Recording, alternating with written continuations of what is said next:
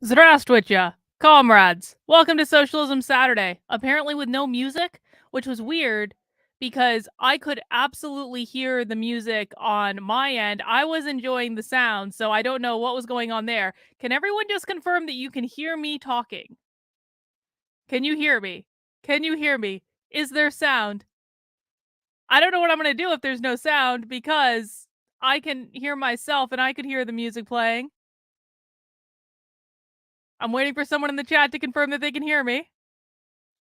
Ah, excellent, excellent. Okay, well, at least you can hear me, I suppose. I don't know what was going on with the music, guys. So I'm sorry. I will look into it for next week. But like I said, I could hear it on my end, so I have no idea what was going on there.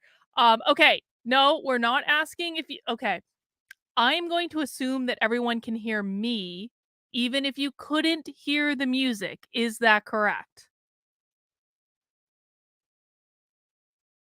Because now I'm getting mixed things in the chat, probably because people aren't listening. Um, so you can hear me, correct? Yes. Okay. Thank you. All right, guys, welcome to Socialism Saturday. Socialism Saturday is when we watch real socialism, not AOC socialism, not Bernie Sanders socialism. We watch the real deal and we talk about it. And you know, we've got a little intro to Socialism Saturday this week. We've got an introduction, and this is going to be a great episode for people who maybe haven't been to Socialism Saturday before, and or maybe are new to Socialism Saturday, because what I found for us, we're going to do a double feature because there are two episodes that I want to watch that I think will be good for all of us. And this is coming to us courtesy of the Charlottesville Democratic Socialists of America. And they have been so kind as to provide us with a socialism night school. And they've got two videos that we're going to watch. The first one's going to be Socialism 101, and they don't really give us a description, but basically they're teaching us about their philosophy, about like the intro level to socialism, how they suck in all the children to this absurd ideology, and then we're gonna follow that up with Myths of Capitalism. So I think it's going to be a great night. Hopefully, they actually speak in plain English so we can understand what they're saying a little bit easier than we normally do. So I think that this will be great. Barb, you can leave. The recording will be here. You don't have to stay for the whole thing. So we're going to do a little double feature here tonight, guys, which I know is a little bit longer than what we normally do, but I think that's okay. I mean, we've done 2.5 hour lectures before. So if we do a 2.5 hour like combined video, I think that's going to work. And I think it's going to be worth it because this is how they're going to frame their absurd ideology for people who don't know anything about it. And so I think it's going to be good for us to listen to it and to learn how they teach it to other people and learn their language and stuff like that. I think it's going to be good. We're going to kick back. I'm going to have a couple drinks. I got some nice red fruity beer that I'm going to be drinking. And that's what we're going to do tonight. So before we get started, a couple quick things. Number one, if you have not yet subscribed to my Substack, Carlin, Karlyn, .substack.com. The link is in the description below. It's also pinned to the top of the chat on YouTube.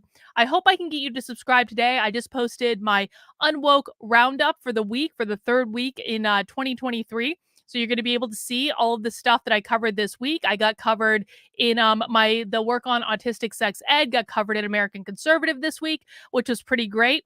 Not so great that no other conservative media have bothered to cover it. Apparently, it's something that conservative media don't think that parents need to know, which tells you a lot about conservative media. But American Conservative did pick it up, which I did appreciate. I also told you I was one of the first people to bring you the story of a trans woman in Canada who posted her intention to, utilize the assisted offing of thyself program in Canada called MAID because she regretted her transition so much and there was no hope to save her medically. So she thinks it's time to hang it up. And she posted a whole Twitter thread about it.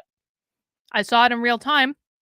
I was one of the first people to cover it, and that story also got picked up. It got picked up in the Western Standard, and then ultimately, Tim Pool actually covered it. You know, I think he covered me by accident. I'm sure he wouldn't have done that on purpose had he actually read the full article before he started filming his video.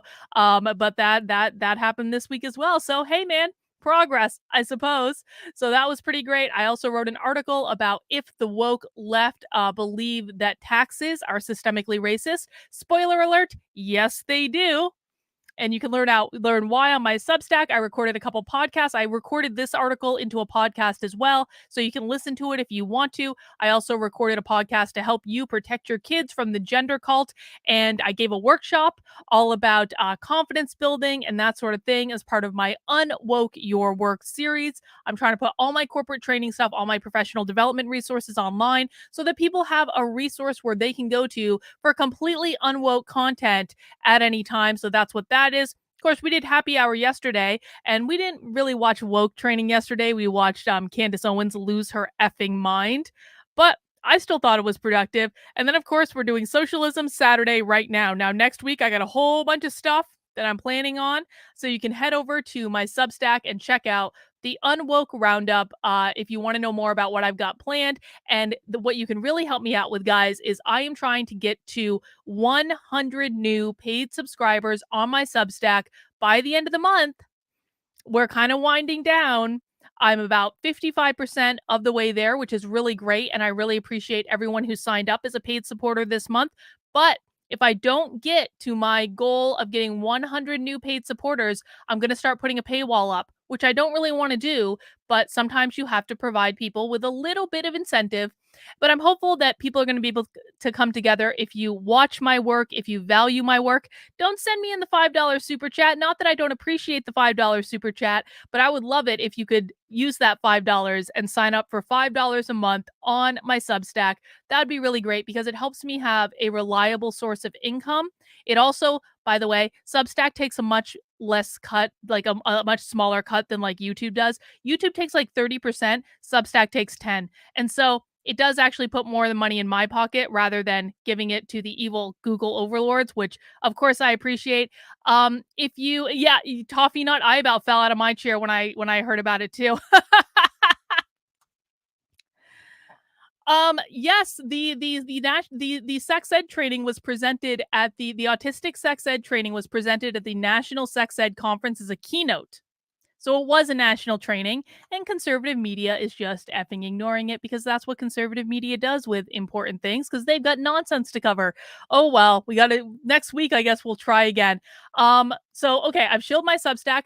A couple other things I want to let you guys know is on Monday, I'm obsessed with this Crowder Daily Wire thing. You guys know I love it. I think it's really interesting. I think it's fascinating to watch it all play out. So I've decided I'm holding a watch party on Monday. My local Zoom is where my community Zoom is going to have to be postponed a couple hours. We're doing Steven Crowder Tell All on Tim Pool watch party on Monday. I'm going to start the stream around 7:30. And of course, the show gets started around 8. And we're going to watch until Steven has said all that he wants to say. And I think it's going to be glorious. I'm really looking forward to it. And so you can join me on Monday for that stream. That'll be just great. Have I heard the video from Michael Knowles stating that libertarians are just soft communists? Well, Michael Knowles also thinks he knows what astrology is, and he doesn't. So why would I expect Michael Knowles to know anything more about libertarianism than he knows about astrology? That just doesn't make sense. So I'll look for that, Trendle, and thanks for letting me know.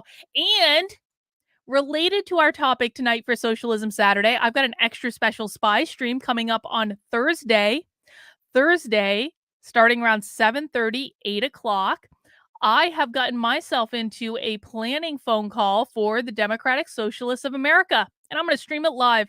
And I want to hear about what the Democratic Socialists of America are planning, because if you know what your enemies are planning, then you can learn how to counter what they're planning. And so that will be our next spy stream. That's going to be on Thursday. I also have another interview on Thursday before that with a guy that's doing great work out in Oregon in the schools. That's going to be my regular 5 o'clock stream, but then we're going to come back together and do spy stream a little later that night. Barb says, I did see this video from Michaela, who was talking about her father's contract with the Daily Wire. And listen, man, I actually thought that Michaela made some great points in that video about all the things her father is able to do because of the contract with the Daily Wire. I still think he sold out, and I still think they're shills, and I think that Jordan Peterson could have gotten that money from anywhere. I'm sorry. Don't tell me that Jordan Peterson just had to go to the Daily Wire. He could have gotten that money elsewhere, as so far as I'm concerned. But it does sound like they're trying to do some good things, and you have to respect them for that. All right, guys, we're going to dig into Socialism Saturday in just a second, but I am going to get a beer. Do you guys have drinks? Let me know what you're drinking in the chat. Mount that like button while I reach into my cooler down here and get my beer. And yeah. Bot, you are going to love the beers today. So, Bot, I got a new lollipop beer. There's a new one out. I'm not going to start with that one. So do you guys remember, I'm really excited about the beer I'm going to start with. Hang on.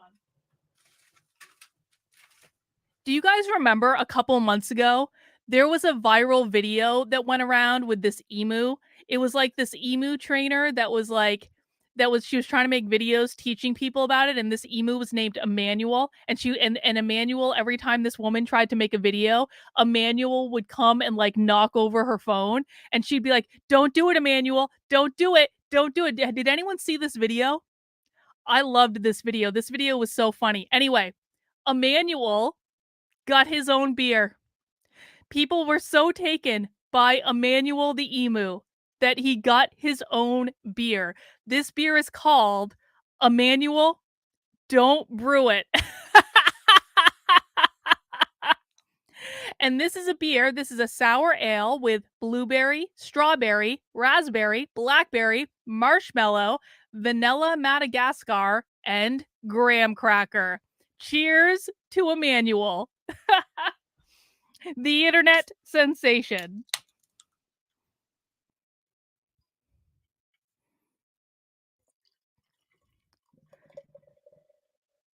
I got a cooler, Barb. You don't need to crowdfund me. I got a little cooler bag. Cheers, everyone. All right, guys. Yo, I actually, Steven, I actually went and got a 4-pack of that blackberry cobbler beer. I actually have one in my cooler down here. I might drink it because it was so good. That blackberry cobbler beer was amazing. All right, guys, let's dig in. We are going to start at the start, which is a very good place to start. And we are going to watch Socialism 101, courtesy of the Democratic Socialists of America. Now, if they use words that you do not understand, that's okay. That's natural. You're not dumb. It's just that they are speaking a completely different language, even though it sounds like they're speaking English. They're not really speaking English. It is a completely different language. So if you don't understand them, it's okay. We will try to explain. If you have questions, please ask them in the chat. We will try to decipher it. This is a learning experience for all of us. Sometimes it takes a little time to learn how to speak socialist. So if you feel like, you're completely out of place, that's totally okay. All right, guys, let's get started. Over the previous 150 years, before around the 1970s, Americans had enjoyed a rising standard of living because they were paid higher wages. Corporations were doing very well. There weren't enough workers around, so to get workers to come, often from other countries. Let me know how the sound is, guys. To stay in jobs, you had to pay them more every year, even if it was a little, but it grew. And people could afford a rising standard of living out of their wages. In the 1970s, that stopped. American corporations moved their jobs abroad. American corporations substituted computers for people. Women looking for an equal position with men started working in jobs much more than they had before. And for all these reasons, employers didn't have to pay rising wages anymore, and they took advantage of that situation and stopped. The real wage, that is the money you earn per hour of work. Okay, so here's the thing, guys. I cannot turn it up any louder than it is right now. This is the maximum that I can turn it up to. But what I can do is we all need to work together on this, okay? I can turn down my microphone, and then we can all turn up the volume on our personal computer. Okay? I turned down my microphone a bit. Now I'm turning up my personal volume. You can turn up your personal volume as well, and we're going to see if that's better. Today in the United States is about what it was in the middle of the 1970s. Wages stopped going up. But meanwhile, the hopes of the American people to enjoy the American dream to give their kids a college education, to live in a decent way, to be able to take a vacation. Look at All those socialists things kept idealizing going, the 50s. and the costs of them kept rising. Not only that, producers in America, corporations, pumped up the advertising, telling everybody how they ought to live, what a good standard of living, what a successful American life meant. Moreover, there was no discussion in America about what it meant and whether it was legitimate for corporations to take advantage of the labor market and not raise wages the way they had. Even though the workers were becoming more productive, they didn't get any more. We had no public discussion. What proof is there that the workers were policy becoming more productive? So every American family handled it individually. And one of the things American families did was to borrow money, to keep up with the American dream, to provide for their kids, the promises they had made. They borrowed money. And they borrowed in a way they had never done before. And for the last 25 years, that's how the American economy was sustained, by borrowed money used by people who no longer had rising wages to pay for it. Now the American people are tapped out. Their wages haven't gone up, and they can't borrow anymore because they can't sustain the debts they already have. What the employer has been giving you for the last 50 years has gone nowhere. But what you give to the employer has zoomed up by a third. That's why there's a gap between rich and poor in the United States. Working people, their incomes have gone nowhere. But the employer class, a small minority in this country, has made out like the bandits that capitalism makes them be. The employers have made out like the bandits that capitalists make them be. What do they mean when they say employer? What are some other words for employer that we might hear today? Because they're usually not talking about like a manager, right? Who are they talking about? The employer class. Business owners, CEOs, the bourgeois, the capitalist class, whiteness, landlords, property owners. That's what they're talking about when they say employer.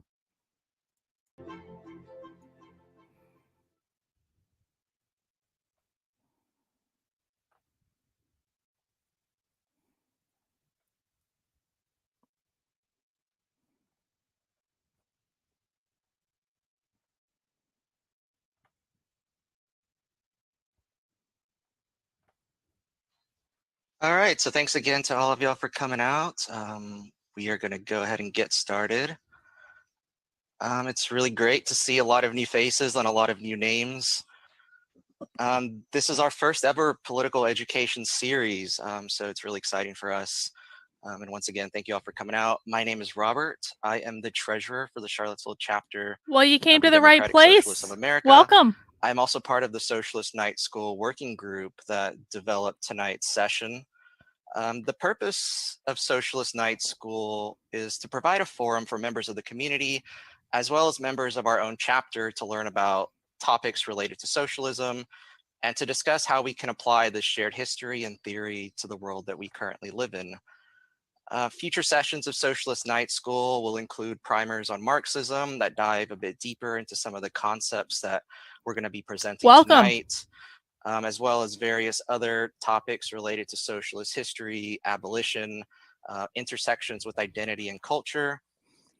So for those who might be new, because I've already seen a couple of people say that they're new, there are two words that you need to understand, and those of you who've been here to Socialism Saturday will recognize these.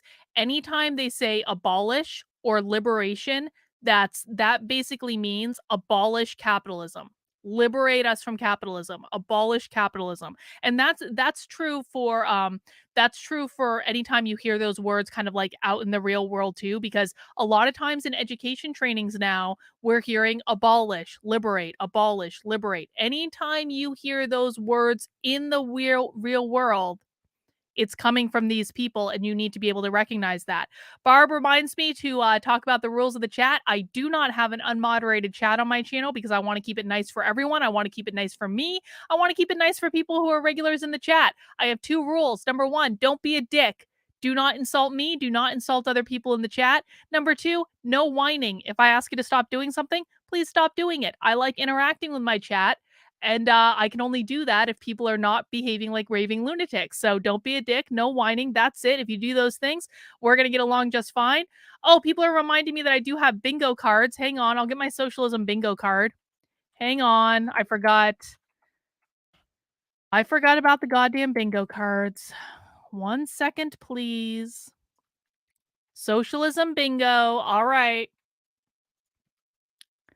If you'd like your socialism bingo card, there you go. I just popped it in the chat. Want to receive updates on future sessions, we will have an opportunity at the end of this meeting to add your email to our mailing list so you can get updates on future sessions. If you have any ideas or suggestions for future sessions, you're more than welcome to get in touch as well. So before I introduce tonight's facilitators, I just want to go over some protocols and guidelines that will help things go as smoothly as possible. There will be 2 small group discussions that will last around 10 minutes each. There will also be moments during the presentation where you will have a chance to talk. If you would like to speak, just type the word stack into the chat. That's STACK.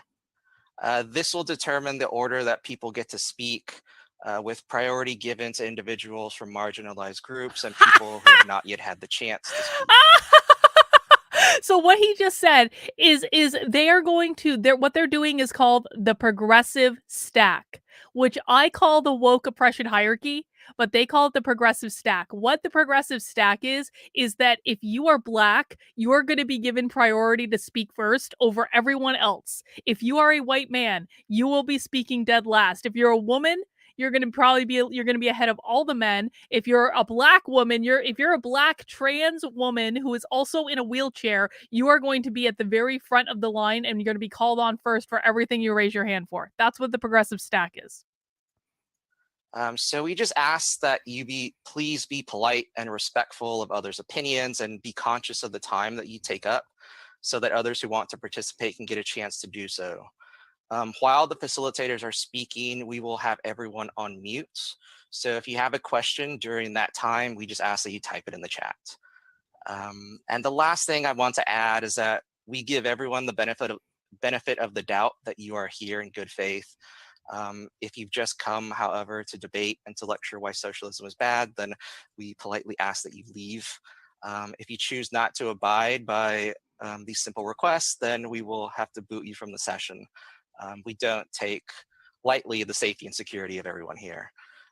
So without further ado, we do I'm not going come to in good pass faith. things over to tonight's facilitators, Griffin and Emma, so they can introduce themselves. Hi, my name's Emma. I'm a member of Seville DSA. I worked with Griffin on today's presentation. Griffin, do you want to introduce yourself real quick? Sure, my name's Griffin, and besides being involved with Charlottesville DSA, I'm a student at UVA.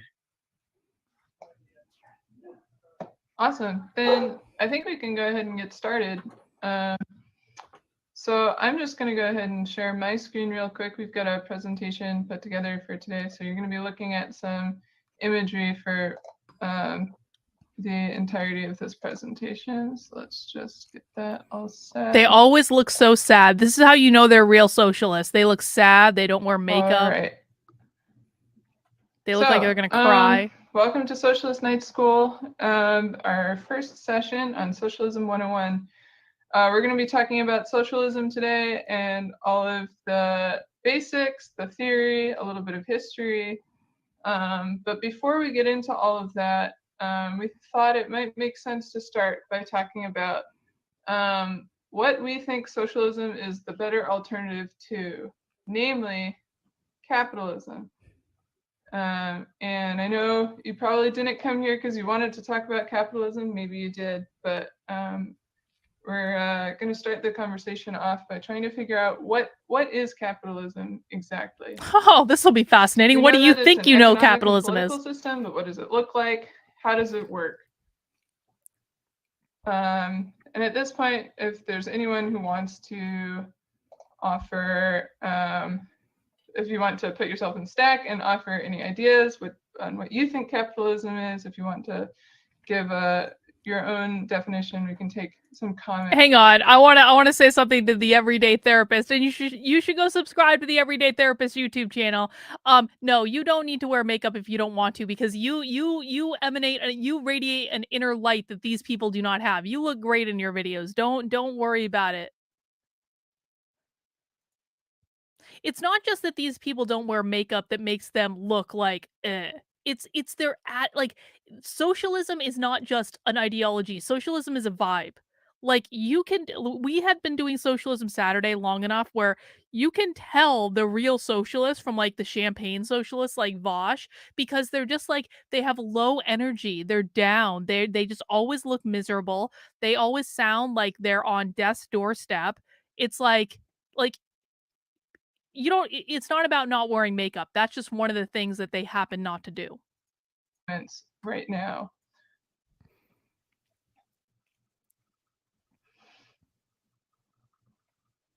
Exactly. It's a religion of being miserable. Exactly. And I think if you're looking for how to get to the chat from the full screen menu, you can go to more, and then it's chat in the drop down menu.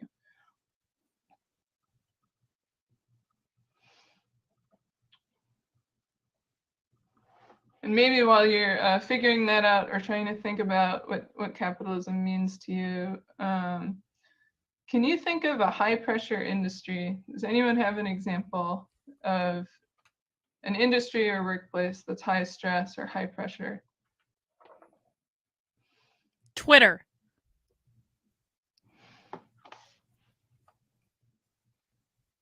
Okay, the restaurant industry. So what is it? Or being an air traffic controller. Yeah, that's a great point. So what is it about what is it about these industries that makes them stressful? Let's go ahead and stick with Wall Street, for example.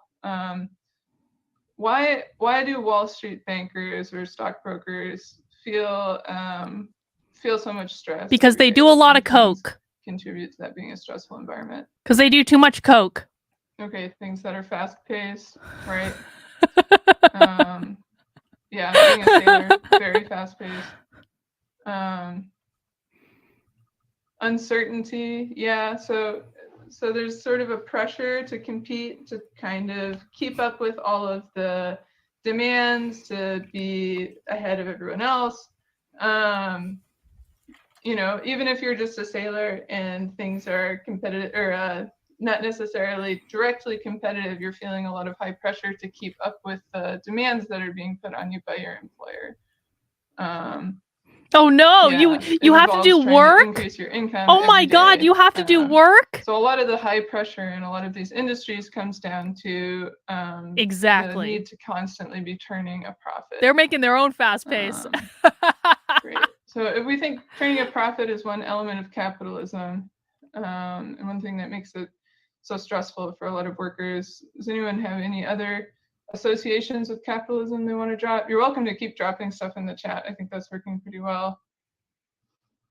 Hearing power, inequality. All right. I think that's a good intro. Let's go ahead and work through a definition together here. So capitalism, as we know, it's an economic system. Specifically, it's an economic system people are exploited. Goods and services, also known as commodities, are bought and sold for a profit. So that's the high stakes here of a lot of these industries, is trying to keep a profit. It's also an industry where the means of production are privately owned and monopolized by a few.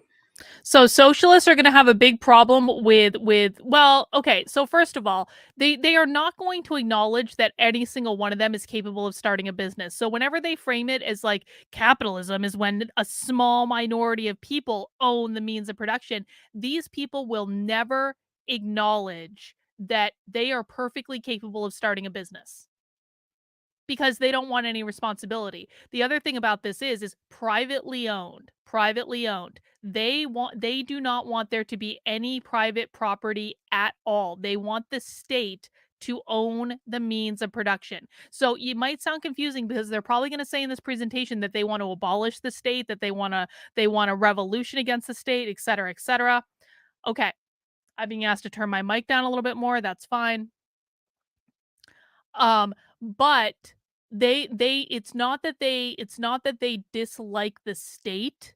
It's that they want to be in control of it. That's why they want you to give up your private property. They want you to give up your business. They want you to give up your house. They want you to give up your car. They want you to give up your kitchen, apparently, because they want everything to be controlled by a central authority of some kind, in which they're going to say it belongs to the community, but it doesn't really belong to the community. It belongs to whoever is overseeing the community.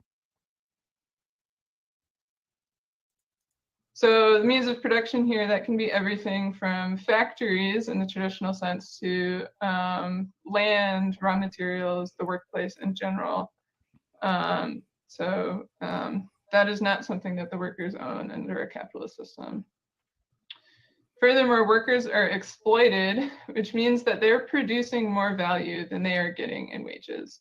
You're working your butt off, hauling cars. They also don't acknowledge that people are entitled to negotiate their salary and don't have to accept a job at a salary that they don't want. So again, they're abdicating all personal responsibility. If you're offered a job, you do not have to accept that job. You can go get a job somewhere else. If you are offered a salary that you think is too low, then you are welcome to negotiate that salary or turn down that job and go get another job somewhere else. These people will never acknowledge that individuals have what is the word? They have control over where they put their labor to. No one's going to hold a gun to your head and force you to go work for someone. You don't have to. Cargo every day on your sailboat, but you're not seeing most of the profits that are coming from your labor. Lastly, capitalism is a system where there's a monetary system that produces bank credit money.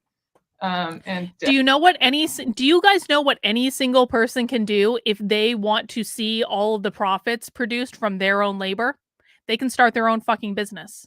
It is easier now than ever in history to start a business. There are so many free tools online that you can use to start a business. If you want to see 100% of the fruits from your labor, start your own business.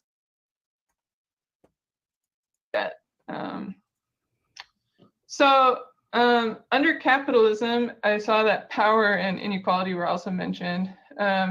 Economic power purchases political power such that the ownership class, which we also call the ruling class, is able to use their control over production and industry to sort of advocate for their own private interests. My HG Tudor voice is way better than hers. Think of some examples. I don't know what you're talking about, William. My HG Tudor voice is far superior to this woman in every possible way. Corporate lobbyists is maybe the easiest one to come up with, but this is even the case when you think about, like, if you want to access the legal system, if you want to file a lawsuit, that costs money. And so the kinds of people who are able to influence politics through the legal system also tend to have economic resources. But I'm sure you can think of your own examples as well. All right, so that's capitalism as we're seeing it for the purposes of this presentation. We're not going to go into a history of capitalism for this because we're more interested in socialism, which we'll do that next. Going to be a much more useful topic of discussion. So we know that socialism presents itself as an alternative to capitalism. Socialism is interested in sort of addressing and remedying some of the injustices that come from a capitalist system. So what else do you know about socialism? What kind of associations do you have? What did you learn in school? What does socialism mean to you? Ooh, we have a comment coming in from LinkedIn because I am streaming on LinkedIn now just as a nice experiment. Adam says, good luck explaining to folks that because of their corrupt public officials using their privileged exclusive access to siphon wealth from the system and thereby bankrupt it, and now everyone must contribute their means in order to stabilize the system. I'm not actually sure what you're saying there, William, to be quite honest, whether you're pro-socialism or against socialism, but because you have an MBA, I'm going to assume that you're against socialism. Anyway, this isn't about convincing people to be against socialism. This is about understanding what these people think in order to best fight them. Because you can't defeat an enemy that you do not understand. And again, you can either drop something in the chat or type stack if you want to speak.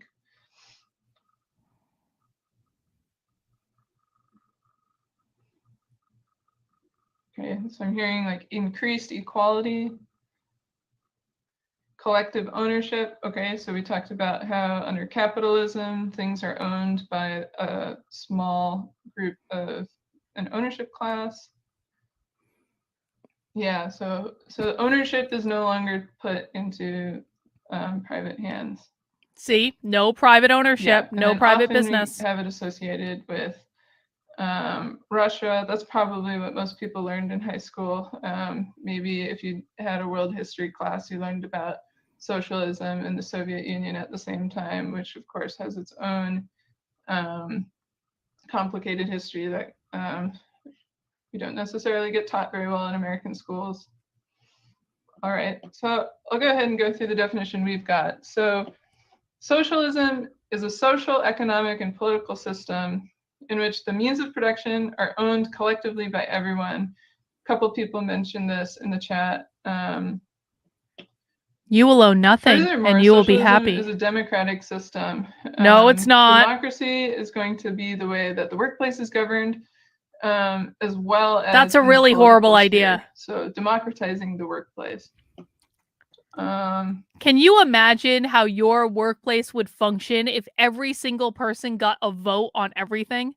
That would be a goddamn nightmare. Workplaces need leaders. They need people to set the direction. You cannot have everything be done by a vote. That would go horribly and terribly wrong. Am I a socialist? No. Try again. We always get people on Socialism Saturday that think I'm a socialist for some reason, even though I'm insulting these people. I don't know why. Goods and services are going to be produced according to want and need, so not according to profit. So it's not about producing what's profitable, making things because you get a high profit margin off of it. It's we're going to make this because this is what society wants. This is what people need.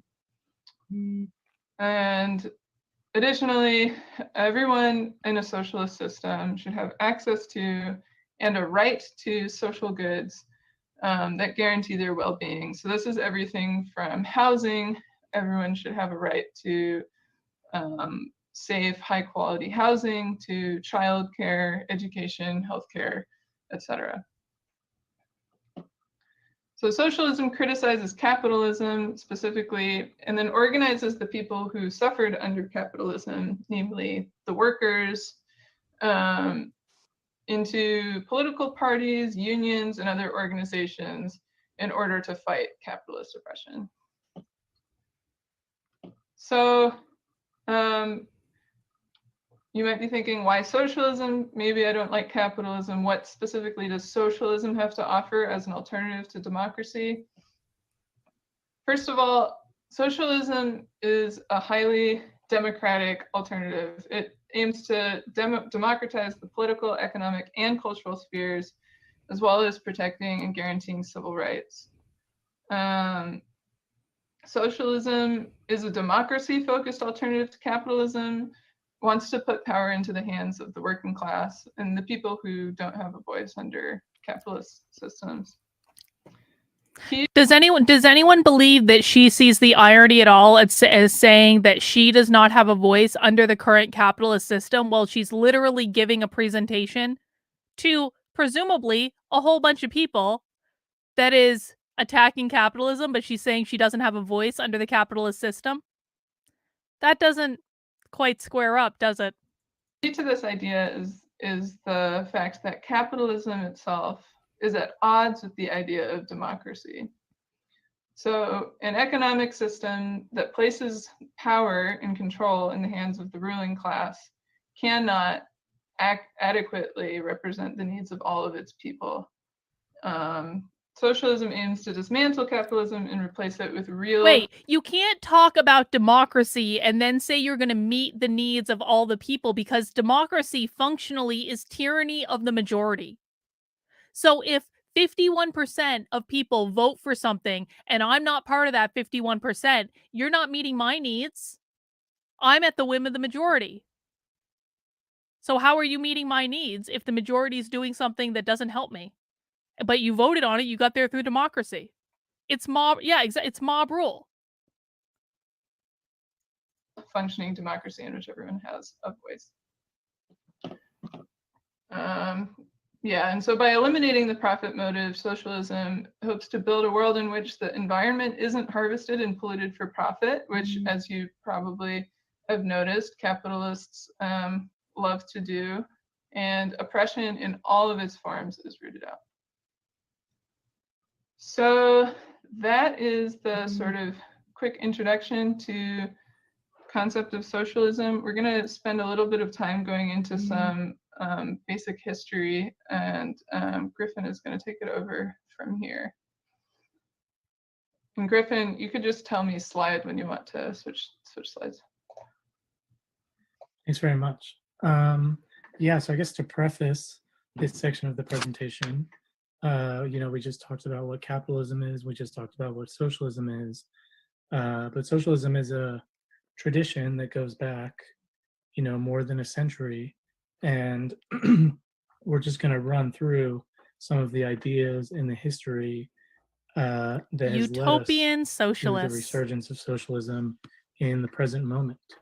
And as an additional point, I think it's important to say that there have been as many unique ideas about what socialism means or how we get it as there have been individual socialists. We can only touch on a few figures and moments and concepts in this presentation, but there are lots of points of departure which will hopefully aid you in your own learning about socialism after the presentation.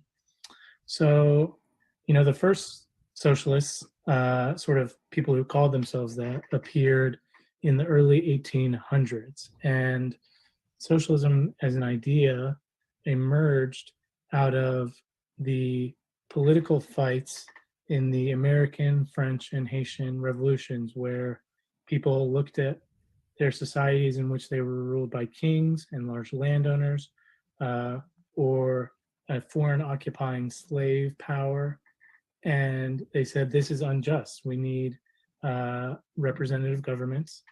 And they also saw the increased development of large-scale industrial manufacturing that took off in what's called the Industrial Revolution. So lots of people are going from working the land. I'm almost falling asleep right now. Gathering in city centers. I'm only half joking. And suddenly everyone is working in one large building, very long hours, dangerous machinery, low pay, and people saw where society was headed and thought, I'm morally opposed to this. I'm a socialist. And some of the first ideas people had about how to build socialism was, this is where industrial society is going. We should try to found our own communities and build another type of life. These people eventually were called utopian socialists by some. And there's a picture of a few of them at the bottom, like the Saint-Simonians. That's why we drank. The Fourierists and followers of Robert Owen, the Owenites.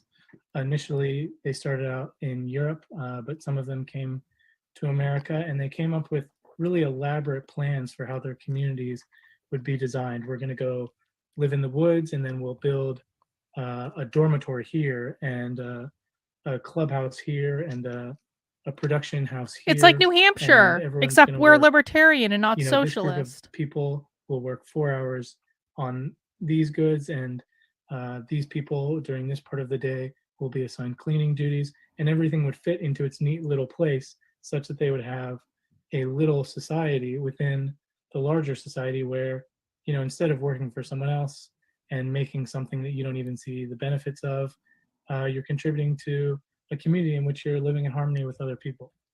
You know what? If they had just stopped at that type of community where like a couple people were like, we're going to go off into the woods and make our own commune, and we're going to build dormitories, and we're going to set up our own small little socialist utopian village off in the middle of the woods where we're not bothering anyone, I would have no problem with this.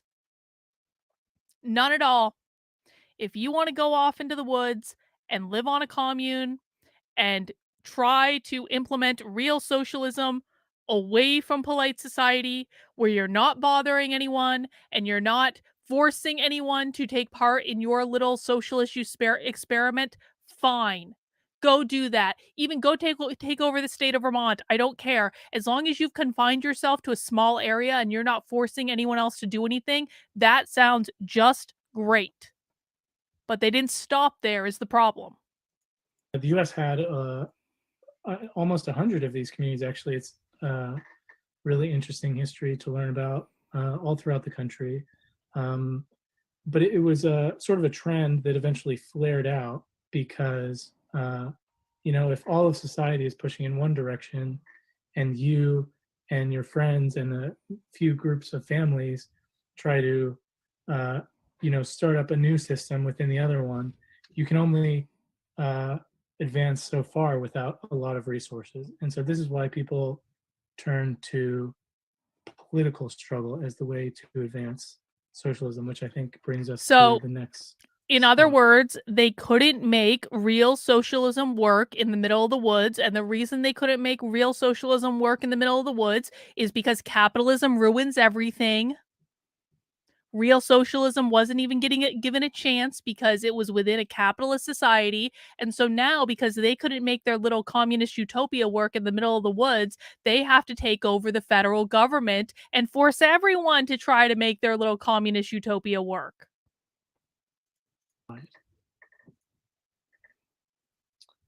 This is an example of one of these communities. It's a depiction based on the plans.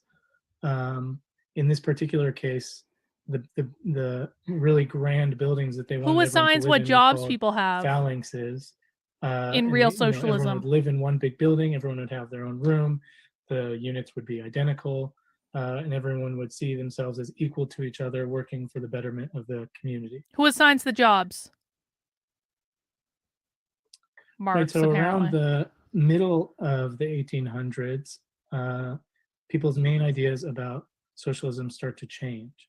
And this is because there are a series of revolutions all across Europe, in which one of the main political actors are the industrialized workers, the new people who had come from the countryside or who had stopped being yeah, exactly. This is who assigns the jobs right here.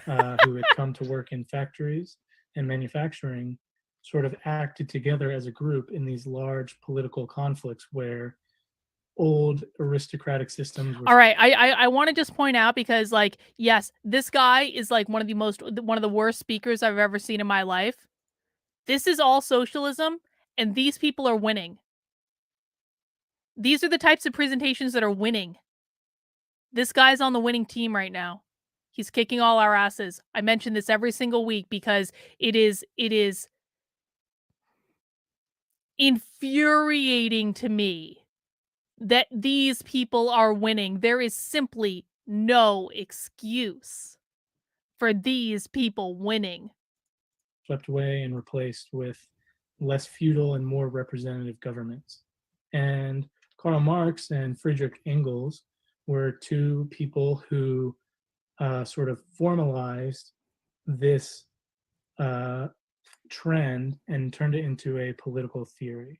So they studied politics, economics, and history, and they concluded that the working class is the group in society who must build socialism. They paid a lot of attention to the upheavals that were going on in their time, including the Civil War. There's correspondence between Marx and Lincoln.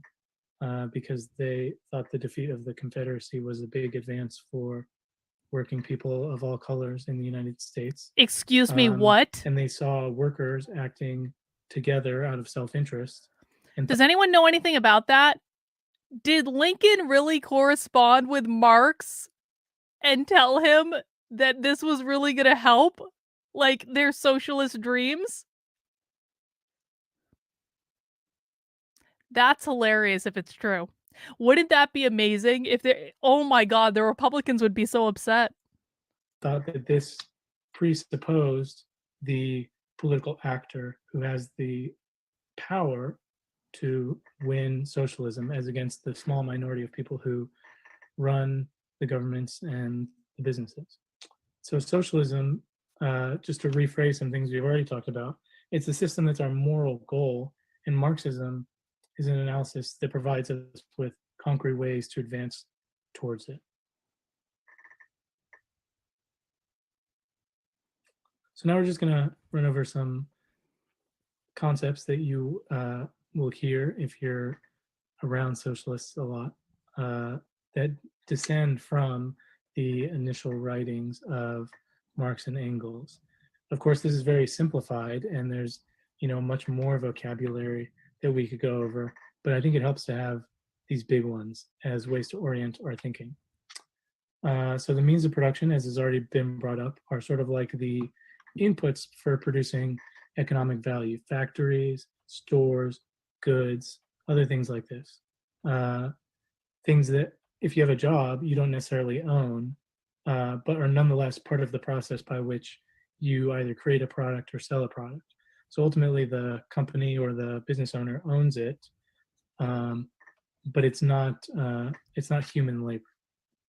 Then there's the relations of production, which refers to the social structure in society. So, at the time when they were first writing, the social structure was more mixed than it was now. There were many more farmers. Lots of people, made goods in small scale ways, like artisans. There were people who were still peasants. There was, of course, slavery. But today, the dominant relation of production is the fact that people sell their labor for a living to earn a wage. So you have basically one group of people who work and one group of people who own the resources and who employ those people, which brings us to the next concept: the working class and the ruling class. Those who work for a living versus those who profit off of others. If you've gotten a hint of what we've been talking about, it might occur to you that those two groups of people can't necessarily always see eye to eye on certain political issues, which brings us to the idea of class interests. So, there are policies or there are things that can happen in society that would benefit workers. There are things that would benefit capitalists or the people in government. And there are, policies that might appeal to middle class people, might appeal to people who own homes, might appeal to those who are unemployed.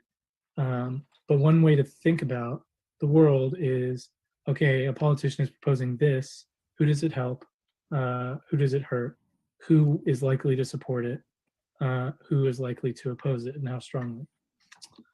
And then another group of terms is, of course, socialism and communism. The way Marx uses these, although he uses them differently in some ways. I like that what they're admitting at the bottom, which we can't see right now because the caption is turned on, but underneath the caption it says socialism is the transition to communism.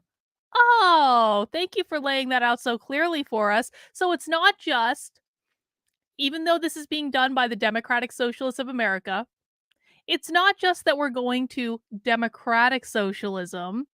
It's that the goal is to eventually evolve it into communism.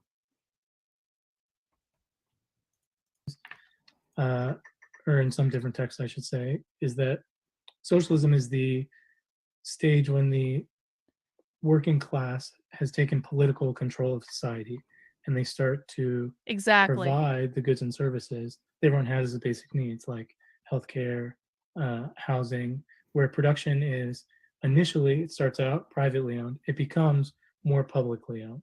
And, there are still people who oppose that in society, the people who previously owned the means of production. But there's also starting to be the development of producing goods and having services in the interest of the working class for people's needs and wants.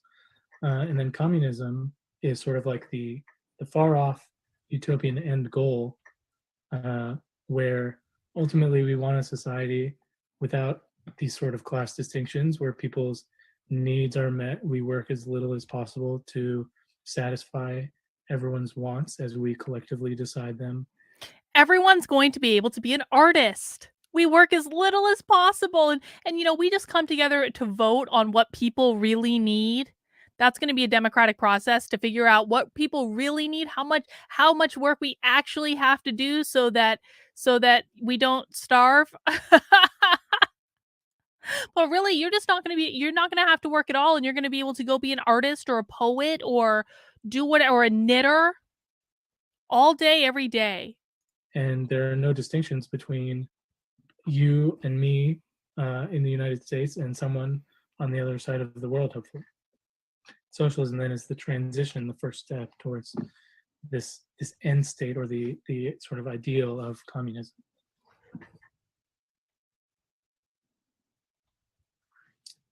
So yeah, just to run through a few more concepts. So there's a line from the Communist Manifesto, which is of course one of the most famous things that Karl Marx has written, where he says the history of all hitherto existing society is the history. Hang on, I want to point out, Sin is saying in the chat, we are the same. What might be a word that starts with E that also means we are the same? What might be a very common word that we hear every single day that starts with the letter E that also means we are all the same, just like the socialists want us to all be the same? Equity! Equity! Equity!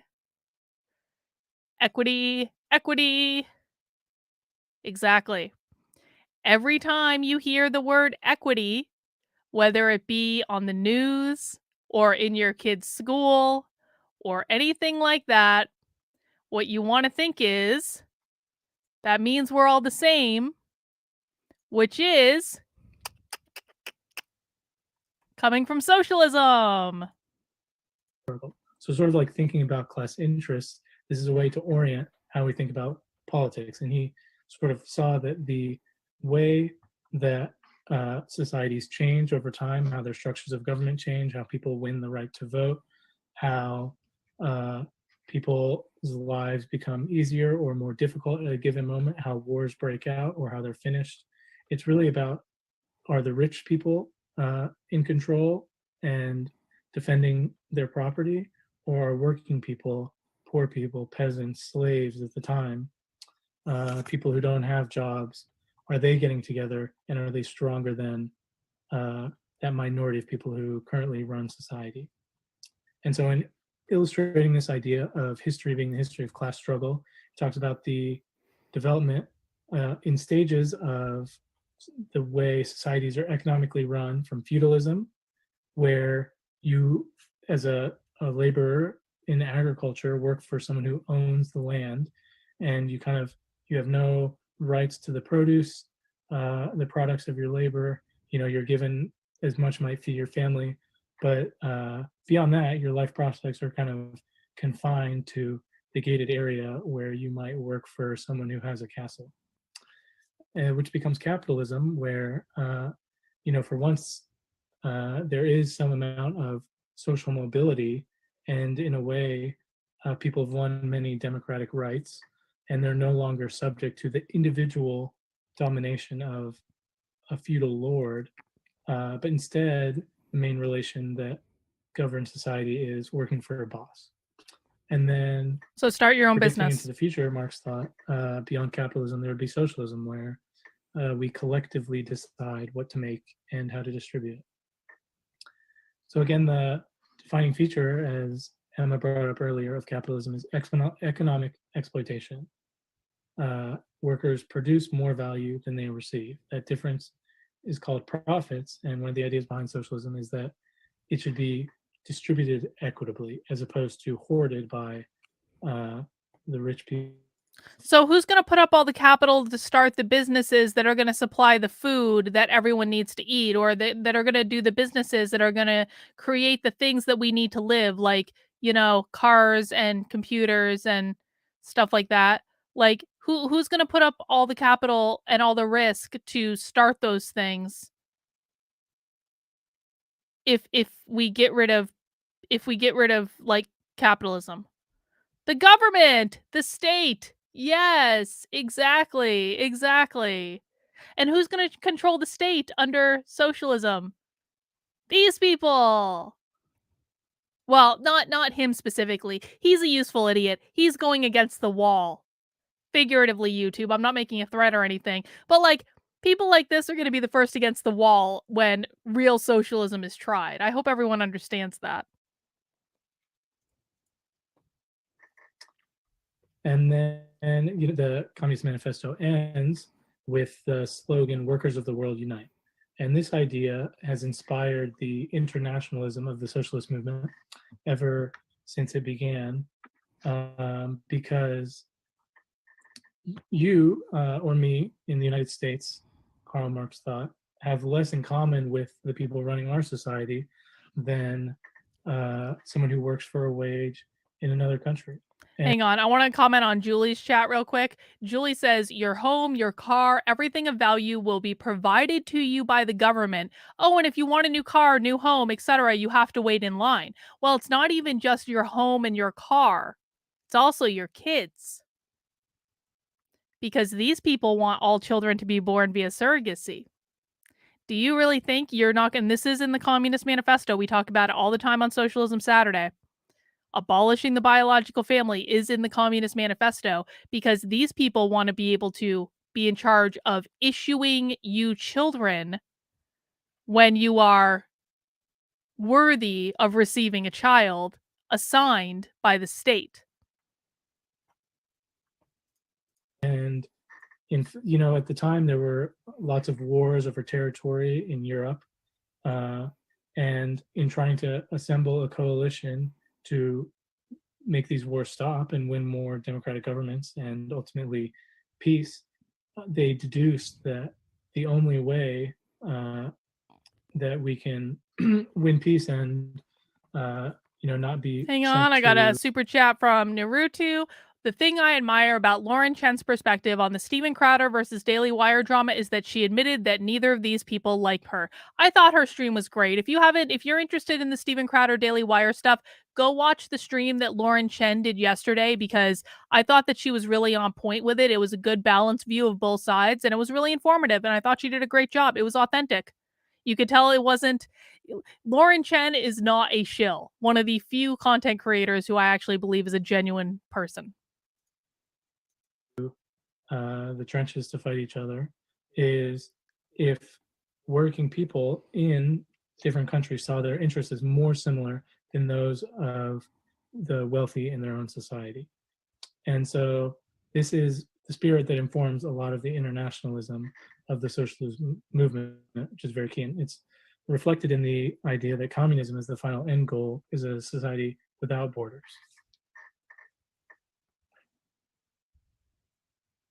So just to name some of the political tendencies where people can disagree within the socialist movement. So communist society, as we've said before, is one where all of these distinctions between people on the basis of the nation they live in, or whether what industry they happen to work in, are gone, and people are, as much as can be sort of achieved, equal, and society is totally governed by the meeting of people's collective needs and wants.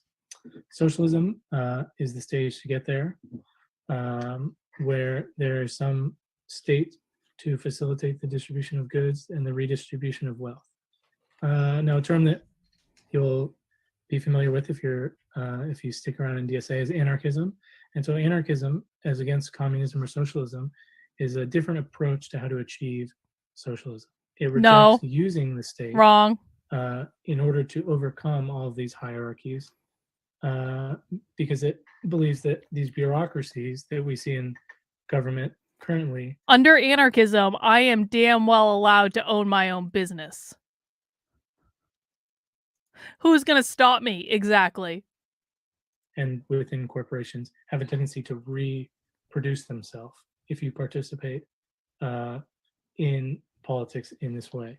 And so they reject some of the things that people who call themselves socialists or communists engage in as impediments to personal liberation and true freedom. Now, as the point at the bottom of the slide says, these are the disagreements between anarchists and socialists and communists are disagreements about how to get to the common goal of communism. No, wrong. So we started in the early 1800s, then we went to the mid 1800s. But by the late 1800s, in the early 20th century, the workers' movements in Europe had become really quite strong. They were outlawed in some places, but then they were so strong. What's going on over here? What's going on over in this propaganda thing? That they were able to become legal again, and the ruling classes all over Europe really feared the socialist movement. The socialist movement was called social democracy. That's sort of the official term that they used. The idea being that to the extent that their current governments are democracies, we want them to be democracies over the whole of society. We want to introduce democracy into the workplace and the economic sphere. And the way they did this was by taking a conscious approach to merging the socialist movement with the labor movement and the working class movement, such that these parties became really, really large. They were winning more and more votes and getting more and more people elected. And this is true in the United States as in Europe. But then with the start of World War I, there was a split in the socialist movement, the results of which are in a way still with us today. And the split was over whether or not World War I and the socialist governments, the socialist home governments should be supported in that conflict. Some saw that the war was being fought in the interest of bankers and industrialists and kings and princes and presidents, and that the people who were actually fighting the war were the sons of workers, and so that therefore the war had to be opposed at all costs. And others thought that some countries were more progressive than others, and it would really be a detriment to the local movement if their country was invaded and taken over by a foreign power. And so the approach to World War I, do we oppose it vigorously? Do we hesitantly support our own government's military actions, led to the socialist movement, then called social democracy, splitting into social democrats on the one hand and communists on the other hand. This split led to the founding of new parties all over the world, as well as prolonged strategic differences between social democrats and communists. And it persisted throughout the Cold War. So where before you had a social democratic party, the socialist movement was all one. Now you had two parties. You had the Socialist Party, or the Social Democrats, and the Communists. And well, that explains they a lot about how to relate to taking power. Some of them thought you make alliances with liberal parties or progressives. And the others thought we must reject that entirely, and we shouldn't even participate in elections because our goal is to overthrow the state and make a revolution. And so some of the differences we talked about between socialists and anarchists, these are some of the differences between historically socialists and communists. But it's important, right? Because with the Russian Revolution right after World War I, the communists had a lot of appeal because they had ended the war in that country and had taken power, and were able to use that victory to make the case to other socialists that they should abandon the so-called reformist path, or the path of conciliation with their governments.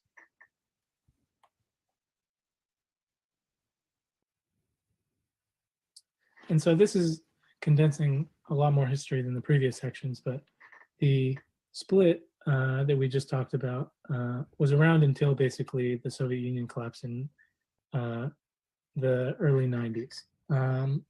But that wasn't the only thing that sort of dominated the ideas and practice of socialism in the Soviet Union. In reality, political upheavals continued throughout the Cold War. And they mainly took the form of kicking advanced capitalist countries out of parts of Latin America, out of parts of Africa, out of parts of Asia. Do socialists ever find any irony in the fact that their leaders all dress like they're in the military?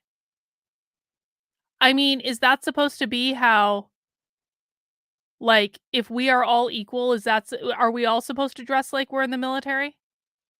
What sort of sign does it send when they all dress like they're in the military? Does that seem like an invading force meant to quell any opposition?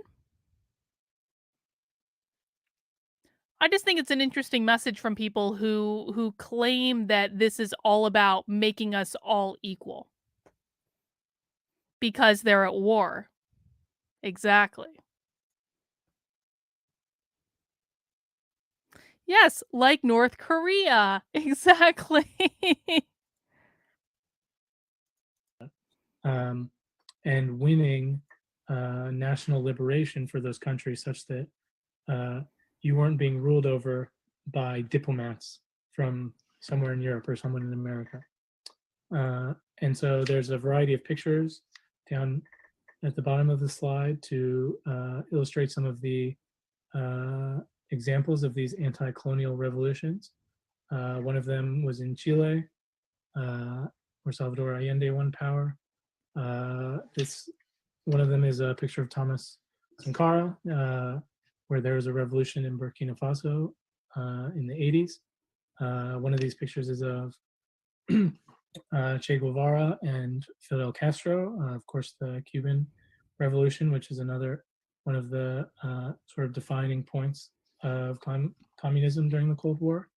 Yeah, because workers in Cuba are doing just I great. Think this other one is a picture of the. You know, I was we used to have a lot of discussions about Cuba in my locals community, actually. And there were many people that had family in Cuba, and we were talking about it one day because one of them had just gotten back from a trip to Cuba to see their family, and they told us that that the workers in Cuba, in Havana, in like the workers that work in the restaurants in Havana are not able to eat at the restaurants in Havana because the workers at the restaurants make like $5 a day. And so they can't afford to eat at the restaurants in Havana. Those restaurants are strictly and solely for the tourists. And so I think that that's a pretty accurate reflection if we're talking about Cuba being one of the hallmarks that these people hold up as what real communism looks like. It looks like workers in a restaurant not being able to eat in the restaurant that they actually work in because they don't make enough money. And it's just for show.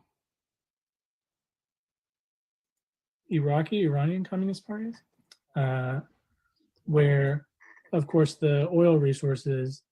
Oh, the Egyptian Communist Party. Okay, but there were similar, right? So there were conflicts between the peoples in a given country and the imperialists, who, in the case of the Middle East or North Africa, were really interested in maintaining control of the oil reserves there. And so, in the same way that feudalism developed to capitalism, one of the ways that these. Well, okay, I want to address one of the chats, but I also want to acknowledge Nick Incognito. Castro worth 900 million, private mansion and land. Yeah, Castro and his brother was doing just fine, weren't they?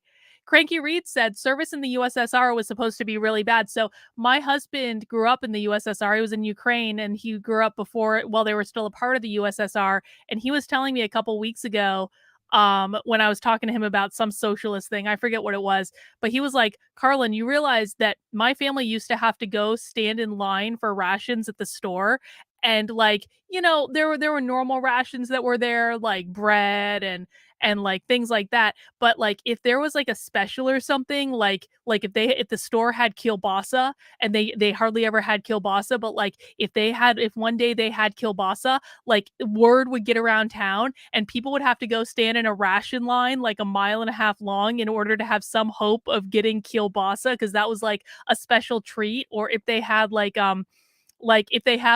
women's boots, because they didn't often have women's boots, like the women had to wear men's boots because that was usually what they had. But every once in a while they got a shipment of women's boots in, and then my husband's aunt had to go wait in line to try to get access to the women's boots, and cross your fingers that they still have your size when you get to the front of the line, because they only have a limited number of sizes, and things like that. Doesn't that sound great? Yes, and even there being just a rumor of kielbasa would cause a line. Exactly. Societies progressed was from being governed by outsiders to governing themselves. So this story so far has mostly been about other parts of the world. But it's, we shouldn't forget that socialism is just as much a phenomenon native to the United States as it is to anywhere else. So the Socialist Party in the early 1900s was a truly mass multiracial movement. They ran Eugene Debs for president 5 times. They had nearly 1,000 elected officials all over the country, and thousands and thousands of members. Then, like I said, when there was this split between Social Democrats and communists, the Communist Party was founded in 1921, and it played a really key role in organizing workers for radical change during the Great Depression, and I think was one of the actors who really convinced elites to deliver the New Deal at the time as relief during the sort of really profound economic recession. And American socialists have fought for sort of any progressive issue you might imagine in our history. Socialists have been there fighting for it. So women's suffrage, against lynching, against wars like the Vietnam War, and for economic democracy in the forms of more union representation and worker control of businesses. For a reference point, DSA today has over 75,000 members, chapters in every state, and 100 plus elected officials. So if anyone ever tries to tell you that socialism it works in other places but not here, or the idea comes from somewhere else and it can't work in this country, just point them to the long tradition we have of proudly fighting for socialism in the United States. This is a picture of Eugene Debs, who was the presidential candidate of the Socialist Party that I mentioned in the previous slide. He's quite worked up, as you can see, delivering a speech to tons and tons of people, which I think speaks to just how much of a mass movement and really big phenomenon this was in US society. Socialists all over the country, they drew crowds wherever they went. There were tons and tons of socialist newspapers and clubs and sports leagues. So it was not just a political phenomenon, it was also a cultural movement that had something to offer for every part of someone's life. And then here's a picture of members of the Communist Party marching to demand equal rights for Black Americans and to tell the government to crack down on lynching. The Communist Party was especially effective at making inroads with poor Black workers who, as we might guess, because of discrimination throughout society, especially in the past, were not always looked to as political actors in their own right. And so especially in the South, but also in big civil rights cases, the Communist Party was quite integrated with Black Americans. It's almost like they had something to do with the civil rights movement. I'm just saying. Great. Oh God, thank God he's we're now done. going to go ahead and move to our breakout room discussion. So I want to see a breakout room discussion. discussion. We've done some talking. We're hoping I hope we you get to see one. sort of reflect on some of the information that you've taken in when we send you off into breakout rooms. So the questions that we're hoping to discuss in our breakout rooms are sort of reflect on some of the urgent problems that you've been thinking about. What are some of the things that brought you to this meeting, for example? What do you think is wrong with the world right now? There's a lot to choose from, so hopefully you'll all have something to say. And how does that relate to capitalism? And then how do you see socialism as we've just presented it to you? What kind of solutions do you think the socialist vision can offer to some of those contemporary urgent issues? So we're going to go on to breakout rooms. Please just remember the rules for discussion that we mentioned at the top of this presentation. Don't question anything we say. Be aware of how much time you're taking up, and say everything in good faith. Not here for a debate club. There'll be other opportunities in the internet for that for you if that's what you want. But yeah, I think we can go ahead and. Awesome. I hope we can see one of the breakout rooms. That'd be great. Right. I think there might still be a breakout group out. But, oh God, they don't show it to us. Maybe while we're waiting for the last groups to come back in. Dang. We don't need every breakout group doesn't need to share, but did anyone want to sort of chime in and talk about like a highlight of the discussion or something? God damn, that beer went quick. Drop it in the chat or type stack. I'm just gonna have to get another one. We can have you share. It was from falling asleep from that guy speaking.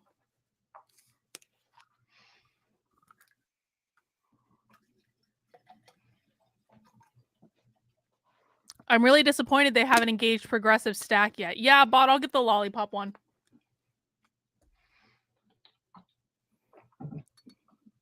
Democracy in the workplace. Yep.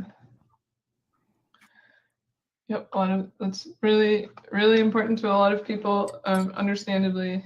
And I think today in particular, I know that UVA announced their campus union today. So I imagine the issue of democracy in the workplace is on a lot of people's minds today. So this is blueberry, blackberry, loganberry, marshmallow, coconut, and graham cracker. And it's our favorite lollipop beer. Oh, that's great. And this ties into some of the discussion we'll get into later, so that's perfect. So sort of I already drank the emu sin. Like that's what I just drank. It was really good. Awesome.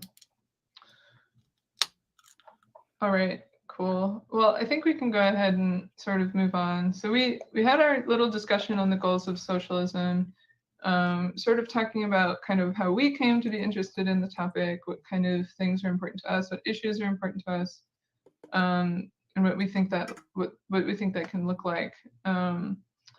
I think when you're talking about socialism generally, there are a couple of different goals that come up repeatedly. And of course, there are lots of other goals that we could attribute to the movement. Very. But I think these are some of the common ones. So democracy in the workplace and democracy in the government. I think democracy in the workplace, like we said, definitely came up in some of these breakout groups. Then go work for a co-op. Then go work for a fucking co-op. You can find I drink stouts too, bro. I just don't drink IPAs like you guys do. Like, you can go work for a fucking co-op if you want democracy in the workplace. Now, co-ops are notoriously really awful places to work for. They're like holocracies in which they don't really work because there's no leadership and there's no one keeping people in line and setting boundaries and things like that. But if you want to go and work for a co-op, that is available to you. You can make that choice right now. Or you can start your own business. Isn't the world great? And then collective ownership over the means of production. Talked about that a little bit earlier, but that just goes to eliminating sort of the private monopolization of all of the goods and services and the things that create them.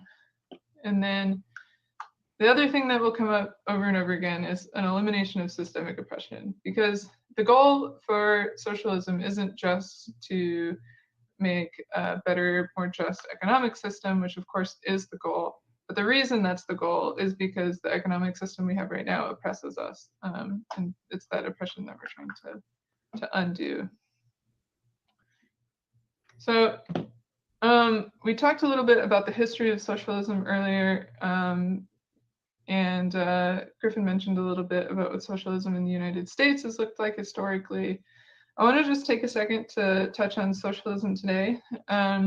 So over the last decade, more than a decade, depends on how you count it, there's been a little bit more popularity for some of the political leftist movements in Europe and Latin America, and importantly for us, socialism has started to become mainstream in ways that it hadn't been for a long time in the United States. So we're starting to see socialist ideas surface in a lot of different contexts. One that we could start with is the 2011's Occupy Wall Street movement. For a lot of people, this is an important sort of introduction to class interests and class politics. This was a movement that was focused on wealth inequality, it was focused on corruption at the highest levels, and sort of this idea of the 99% versus the 1%, which is really building sort of a working class consciousness in that movement. I know some of you probably mentioned this in your breakout groups, that Bernie Sanders is also sort of an example of socialism and democratic socialist ideas entering the mainstream. I think the first campaign in particular really showed that there is an audience for these kind of ideas on the national scale. There's a mass audience for it. The last one I wanted to mention is the Black Lives Matter movement. So, they admit it. For they admitting it in Occupy Wall Street or in Bernie Sanders' campaign. How interesting that they are admitting that Black Lives Matter is a Marxist movement.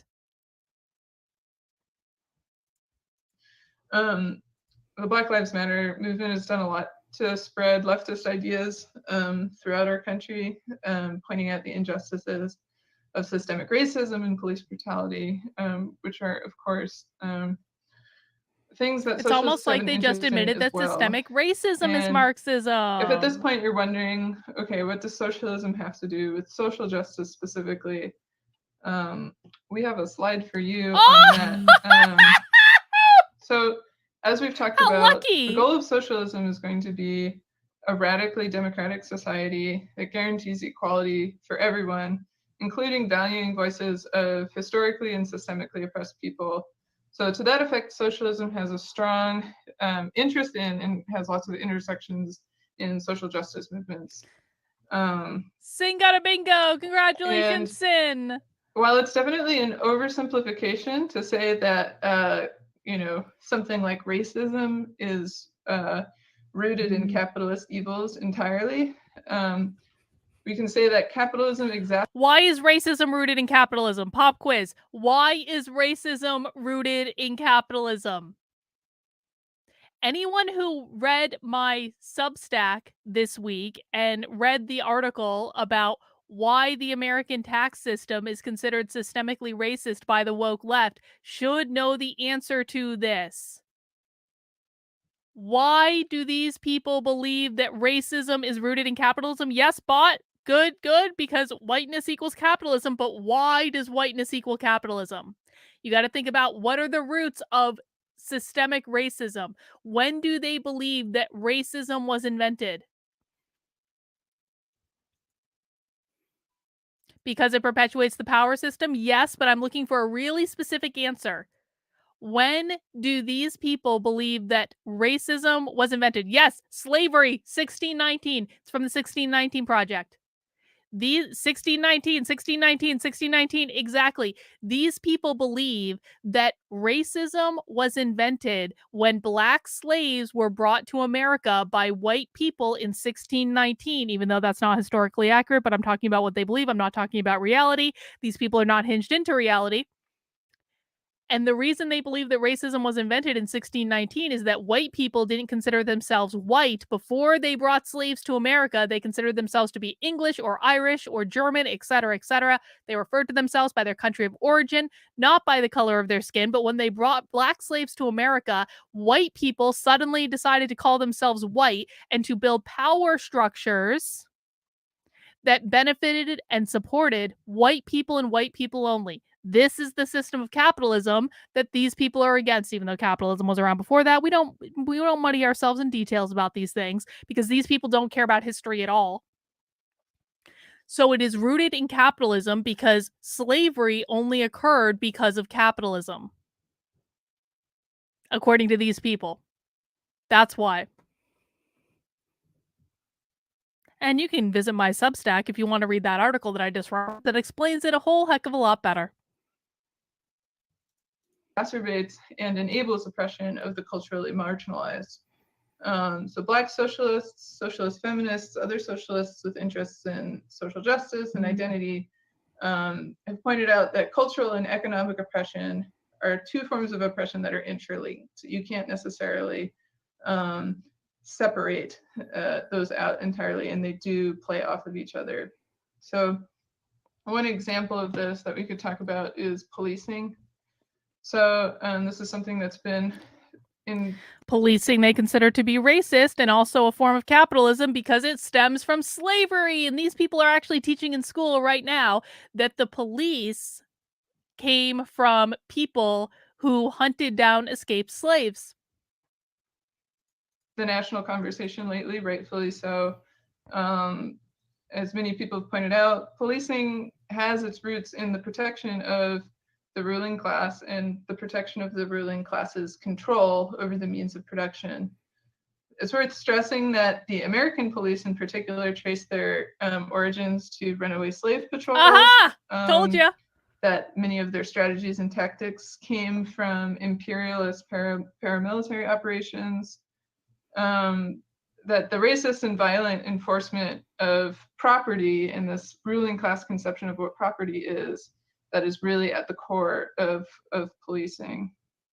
So this is made especially obvious when you hear about, for example, violent protesters, violent, I'm putting in air quotes here, who are committing violence against property. And you'll hear about that in the media as if it's somehow equal to the violence that policing has committed against Black and brown communities for generations.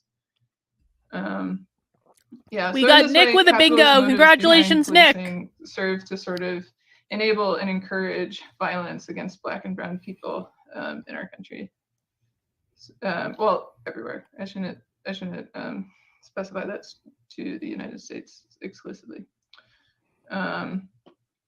So socialists want to end not just economic domination, but also racism, sexism, transphobia, all other forms of sort of systemic cultural oppression. And I think socialists need to be careful when they're talking about this to not sort of equivocate different. Hang on. No, incorrect, William. Whiteness is not about your skin color. Whiteness is not about your skin color at all. Anyone who is telling you that these people are against white people and that they hate white people are lying to you. They do not care about your skin color at all. All they care about is that you adhere to their political ideology. For instance, today in this presentation, we are learning from white people. Almost everyone in the Democratic Socialists of America are white. They do not hate white people. They hate who owns the power structure, the capitalist class, the bourgeois, the capitalist, the business owner, the landlord. If you are Black and you're a landlord, they're going to call you white because it has nothing to do with your skin color.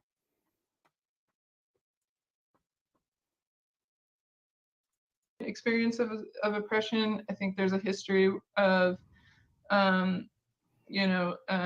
socialists have sort of learned to move beyond saying that like all oppression is rooted in capitalist oppression. It's not particularly accurate or particularly helpful. because oppression, of course, has existed before capitalism. And dissolving capitalism alone is not going to be enough to root out oppression. I understand why That you thought that said, though, William. I'm we not as picking on you. I socialists just think I it's a want to be very very clear on necessary that point first because I do condition, get why you thought that. for really rooting out oppression is to undo the structure of capitalism that is enabling and enforcing this. So yeah, so that's a little bit on sort of some of the intersections there. Intersectionality. And so that's all well and good, but how do we get there? Is I think it sounds like some of the breakout groups started to get to this question a little bit already. And this is going to touch on a little bit of what Griffin was talking about earlier, in sort of the divisions that have existed in the left. So there have been disagreements for years now. Exactly right. About how to achieve our anti-capitalist utopian society, how to achieve our socialist goals. So some people have advocated for reformist strategies, which is sort of accepting the premise that the government as it exists is imperfect, but we can sort of work within these structures, win economic power, and democratize existing structures. Whereas there's sort of an opposing camp who believes. And guys, if you understand this, that whiteness does not mean your skin color, that whiteness means capitalism or the bourgeoisie or property owner, etc., please make sure your friends understand that. Because this is a point that has really gotten lost in the entire discussion, because there are a lot of people that are teaching that whiteness is about your skin color when it is not about your skin color. So if you understand this concept, and it seems like there are a lot of you that are watching right now that do understand this concept, make sure you are explaining it to other people. We all need to become teachers. Part of why I do Socialism Saturday is to make sure that I'm teaching people what I know, that I'm showing people directly what they're saying, and then I'm explaining what I know and what we as collective know, because I use a lot of people in the chat all the time who oftentimes will phrase things better than I do. But we all need to be teaching this to other people. Every single one of you can be a teacher. I'm not talking about teachers in schools.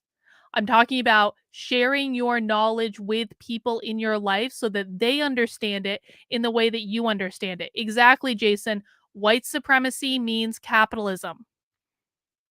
Every single time these people say white supremacy, they mean capitalism. That, oh, wait, hang on. I also had a super chat I wanted to get to. I apologize to Jen.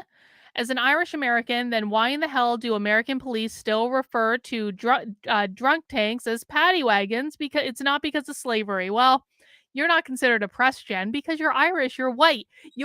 Actually, no, the Irish became oppressed for like a brief moment last year when they were trying to get rid of the mascot at the University of Notre Dame. But you are considered a white person of color because you're Irish. Congratulations. No, we do not use this term. No. Do not use this term on my channel. This term specifically, and I am not going to say it, this term specifically comes from white identitarians. It comes from the most awful people that you can imagine. They want to convince you of this, and Fox News helps them. They want to convince you of this because they want to grow their white identitarian movement. It is not correct. It is not accurate. It does not reflect what these people think, and I do not allow it on my channel. You might be new here, Jim, so you might not know that. But anytime this term is brought up, it attracts the worst of the worst people like moths to a flame. And I don't put up with it on my channel. I do not want those people around me. And if you have questions about this, I do have an article about it on my Substack. It's called The Backlash to Critical Race Theory is Here. And they're trying to co-opt the anti-CRT movement. So you can go read that if you want more proof of that. Institutions, they need to be abolished entirely. They're not going to work for working class interests. And then there's sort of the middle road where you can run in elections, work within the government while it exists, but also work on building a mass movement, focus on direct action and non-governmental forms of organizing outside of the halls of power. This is going to be our opportunity to go back into the breakout rooms. So hopefully you'll be able to go back and pick up the discussions where you left off. We're going to be talking about sort of how do we get there, reform or revolution or something else. So yeah, with that, we can go ahead and get back into You're those welcome. I know breakout it's really groups. confusing. And guys, by the way, just so we're clear on this as they go back into their breakout rooms, the reason that I know the real definitions of what these people are saying is I have watched hours and I've watched thousands of hours of these people. And I'm only interested in stuff like this. I'm only interested in what they're actually presenting in the real world. So I'm not reading their philosophy. Okay, I read it sometimes, but I'm not reading their philosophy. I'm not reading their literature. I'm not reading any of that. I'm watching presentations like this, presentations that take place in trainings, presentations that take place in the work environment. And based on how they use the language in trainings like this, that's how I know what they really mean. So I'm not just making it up. It does come from somewhere because I've heard it through repetition over and over and over and over and over again. So yeah, like I said, they are speaking a different language and they use language to try to trick you. And so I understand why sometimes people are confused, and I understand, and especially there's so many influencers that explain things incorrectly, that because they don't know either, because they're not really paying attention to what's going on. And so I do try to decipher as best I can. More fucking classified documents were found. But my real goal with this is I want you guys to be able to teach it to other people too, because not everyone can come and learn from me. Because I mean, I'm a great teacher for some people. No, Jim, you're totally fine. And I get it. I just get really, I've had so many run-ins with those people that it's really bad. They've attacked me on several occasions, so I get a little bit triggered. So I wasn't trying to pick on you or anything. And I apologize if I came across aggressively, but it's just like those people are really bad. Like really, really, really bad. But I do want everyone to be able to teach this to other people, because the more people understand this, the more people we can teach it to, the faster we stop these people, because it is a language game. That's part of why we listen to these things from start to finish. It's not just because we want to hang out and drink fruity beer on a Saturday night. I've got other things to do too, man. I have a life too. But we listen to the full presentation because we want to make sure that we understand what they are saying in context. No, I cannot do a response to him because this is not a battle I'm fighting anymore. When I did the initial video, and this was almost 2 years ago now, saying critical race theory is not anti-white, I got attacked. I'm going to explain to you how I know that anti-white term is white identitarian. Is because when I made a video that said critical race theory is not anti-white, I got attacked by over 4,000 of those people for weeks on end. This was the worst cancellation I've ever been through in my life. It lasted for weeks. They doxed my house all over the internet. I was getting death threats left and right. So no, I'm not wading into that again. I've done my time in that. I've done enough. And what I did was I researched these people for a full month, 6 to 10 hours a day, every single day. And I wrote the article that exists on my Substack called "The Backlash to Critical Race Theory is Here." And you can go read that article and you can go see for yourself. But I'm not engaging with these people anymore. These people are toxic. They are dangerous. And they made my life a nightmare and still do to this day. So I've done my time, man. All right, so I hope you all had good discussions. I hope you figured out the answer and figured out how it is that we're going to get to socialism, because we need that. We need that info. But yeah, so I think it's worth mentioning that this is a presentation that we're putting on as the DSA, and the DSA in a lot of ways sort of represents some of each of these strategies. Today's democratic socialist movement in the US especially, I think, you have the rhetoric of revolution in groups like Our Revolution supporting Bernie Sanders, but a lot of this direct action sort of focused work is coupled a lot of times with the electoral work as well. So with that, I think we can probably transition to talking about the DSA today. And yeah.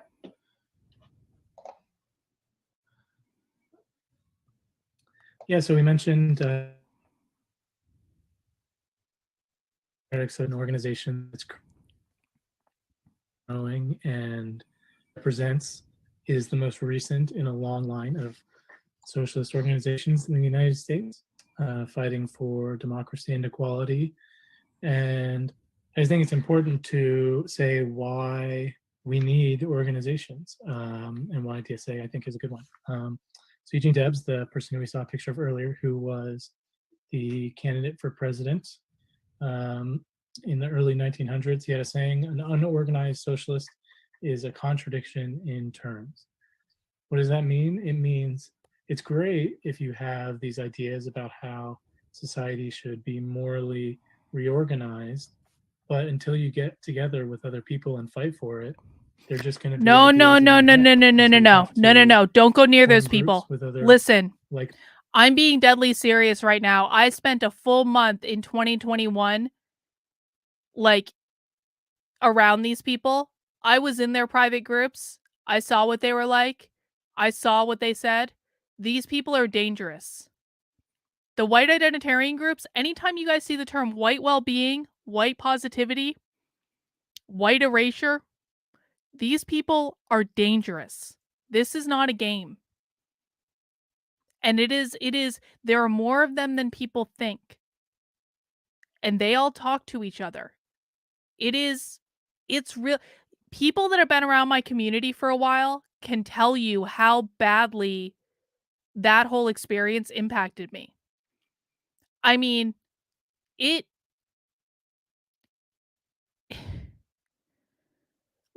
took me probably over a year to get over what that experience did to me, because it was so bad. So no, don't go near these people.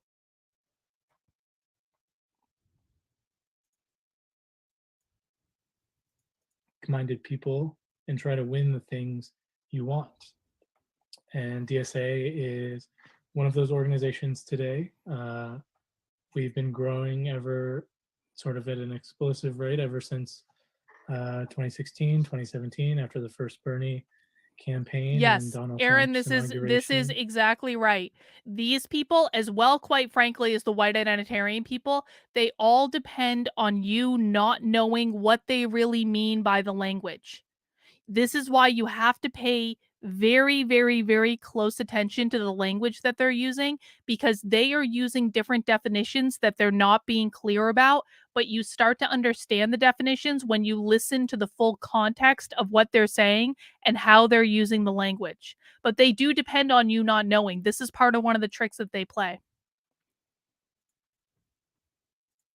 We have elected officials all over the country, in the House of Representatives, local legislatures, on city councils, our own Michael Payne on Charlottesville City Council. Like, if you guys ever see these clipped out of context videos of me yelling on the internet, that was when all the white identitarian shit was happening. So I was pissed off all the time. And I was crying all the time, and I was really depressed, like, all the time. So if you guys ever see those videos that people make of me that are completely clipped out of context to make it seem like I'm a horrible, awful person that just yells all the time, that's what that comes from. That's how bad that experience was. I want to make sure people understand this, because you shouldn't go near those people. They're going to act like they're your friend. They're going to act like they're the only ones that care about you. But they do not. They are not good people. So I'm just going to describe some of the important parts about DSA. So DSA is a big tent organization, and that means that there's no line of the organization. Anyone who vaguely agrees with the sort of principles and goals that we've talked about tonight is absolutely welcome in DSA. And lots of people have different ideas about what socialism means or how we get it. All find DSA to be their political. Tim Pool is in bed with Cassandra Fairbanks, was literally in bed with her at one time, not so much anymore, but literally was at one time.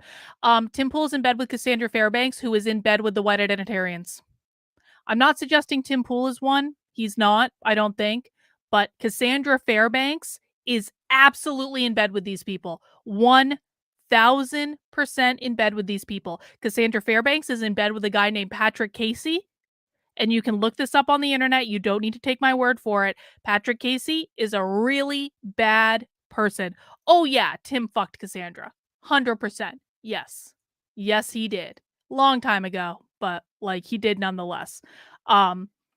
But Cassandra Fairbanks is in bed with Patrick Casey. She's in bed with a lot of these white identitarian assholes. She is the one that owns a monkey as a pet. Yes, she is. She's the one that has done bondage porn on the internet.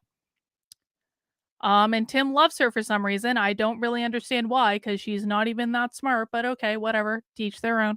And then DSA is democratic and member run. So it's democratic in that we elect our leaders at the national level. There's a convention where the national leadership is elected and where delegates debate what we're going to do over the course of the next year and where to devote our resources from the dues that we pay. I didn't say there's anything wrong with it, Brian. I just said that Cassandra Fairbanks has bondage porn on the internet. I didn't say there's anything bad about it. Put on various events or are in charge of organizing things. And then DSA is also member run. So there are some staff who, send out the emails and set up the calls. But the majority of the stuff that goes on in DSA is conducted by volunteers, right? And that's important because it means that, the reason we're all doing this is because, we're trying to win, for our own self-interest, right? Like sometimes Socialism Saturday goes off the rails, as you've seen here tonight. And so that's why people take time out of their day to participate in DSA. And that level of democracy and that level of people volunteering to make the organization work is what makes sure that it's, our movement doesn't get co-opted or diverted in various ways, such that the interests of the leaders diverge from the interests of the average member, or, we have to make political compromises that we don't want to. We are free to fight for what we believe without. All right. This seems to be shilling for the DSA. So what I want to do is end part 1 of our Socialism Saturday. Now, as a reminder, we're doing a 2-parter. So this is just the first part of the presentation, and they're almost done on this one. I don't think we need to let them shill for the DSA, do we? I think we've gotten our Intro to Socialism 101 out of the way. Next up, we are going to be watching the Myths of Capitalism. And you can see that here, but I just want to take a quick moment for everyone to take a break. Get up, do a stretch, go fill your glass with another beverage of your choosing, because we're doing it again. We got another presentation all about why capitalism is bad and we should all love socialism. But guys, before we get into that, please mount that like button for me. Please consider subscribing to the channel if you have not already. I do Socialism Saturday on Saturday at 6 p.m. We watch real socialism so that we can learn how the enemy talks, the language that they use. We were just talking about the fact that these people try to use language to trick us, and the way that we learn the language that they're using, just like we would learn French or Japanese or Chinese or any other foreign language, is we have to listen to them. And we have to listen to how they're using the language in context. That's why we watch the full presentation from start to finish. We don't watch clips. We hang out, we talk about it, we have a good time. You guys can offer your thoughts and feedbacks in the chat. I can display really smart things on the screen. That's how it goes.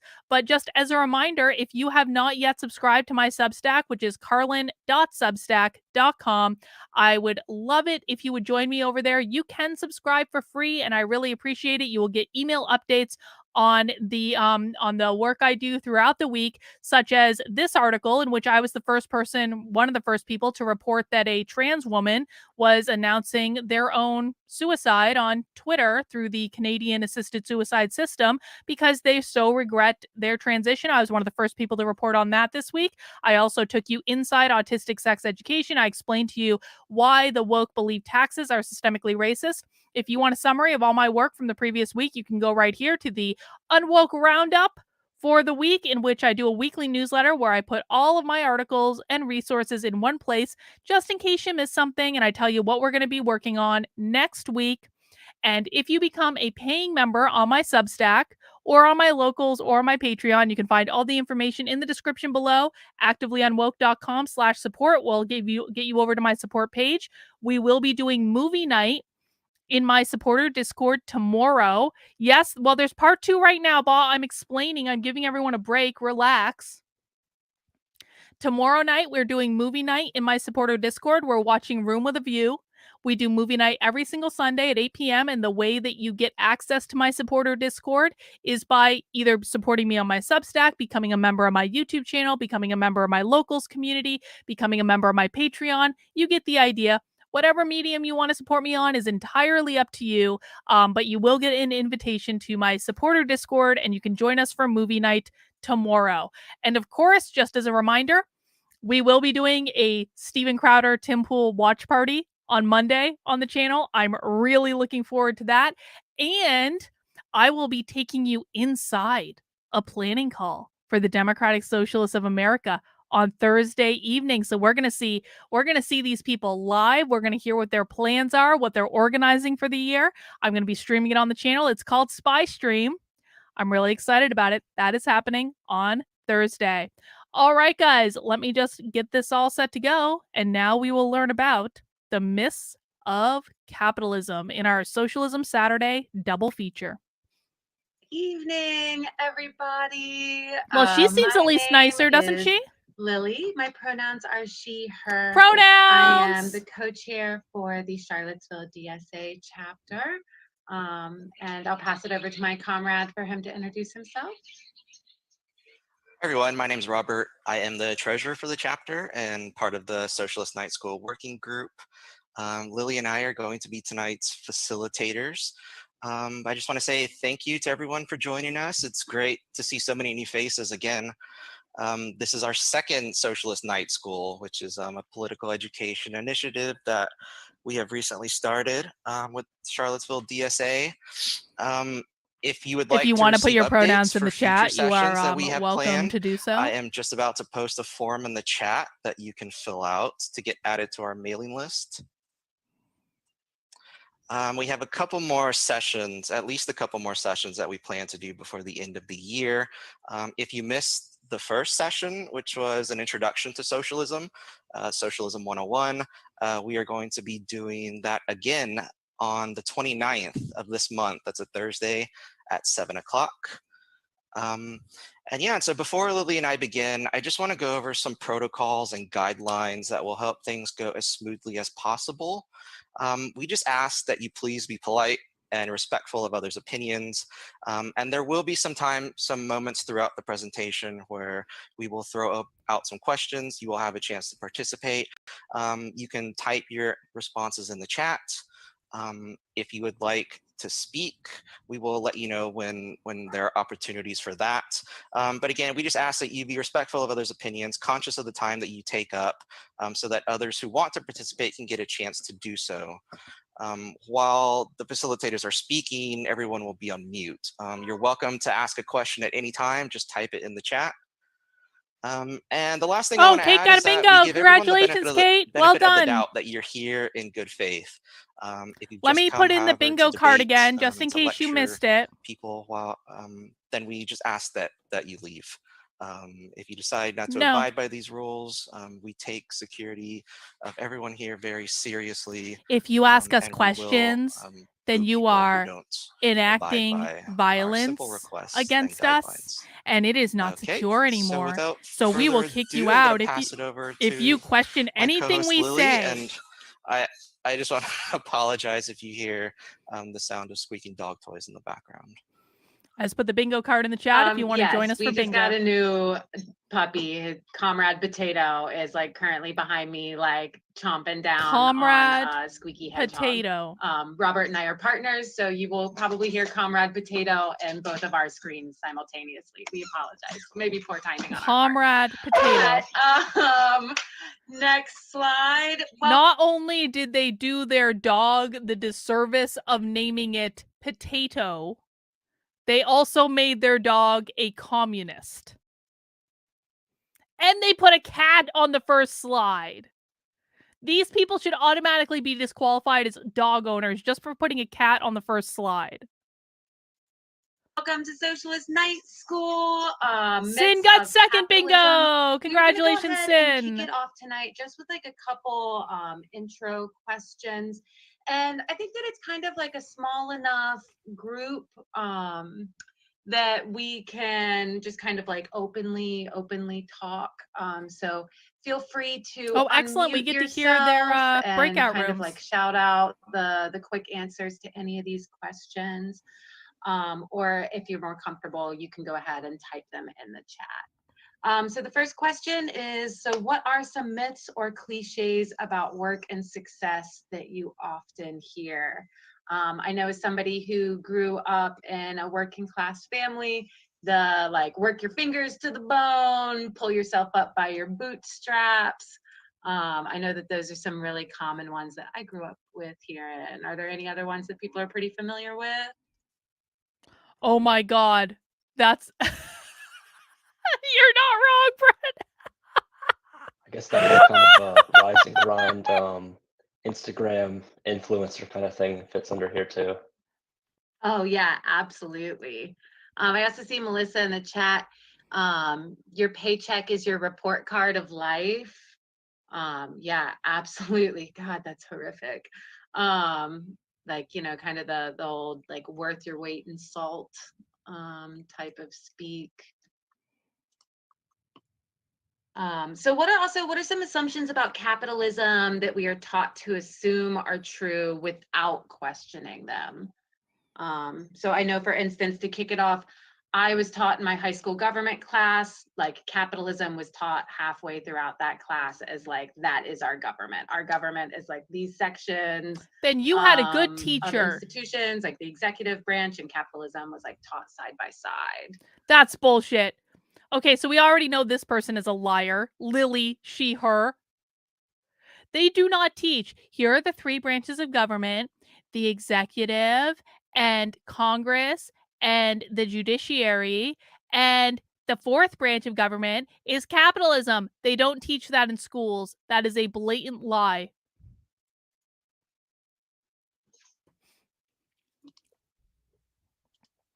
Robert, do you want to throw out some like assumptions of capitalism that maybe like we take for granted?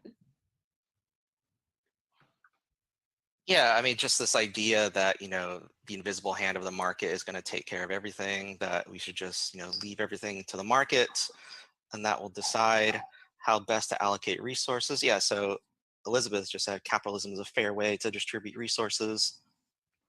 And a lot of that's based on a market. Yes, although, Bob, of course, markets Congress aren't is a branch of exclusive to government. Capitalism. Markets existed before capitalism as well.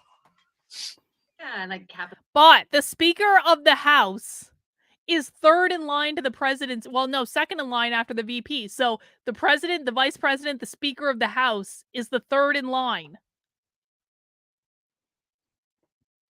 Congress is a co-equal branch of government, bot.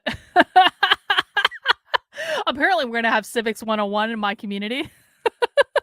capitalism creates jobs, right? We have to support capitalism because that's where all of our jobs come from. We wouldn't have jobs Legislative. Thank you, John Morgan. Change whatever the market will bear. And it's the only possible system. And we're going to talk about why it is that people think that. Yes, anyone can be rich if they work hard enough. They can like, be. We all hear that throughout our entire lives. The reason that we 'Cause all it's aren't true. billionaires right now, right, is because like we didn't work hard enough in our garages for it. No, the reason that you're not a billionaire right now is because you are lazy, and you don't have, and because you are lazy, you have not come up with a $1 billion idea. Anyone can make money. Never listen to these people, guys. You can make money doing almost anything. These people want to convince you that it is impossible to make money because they want you to be socialists.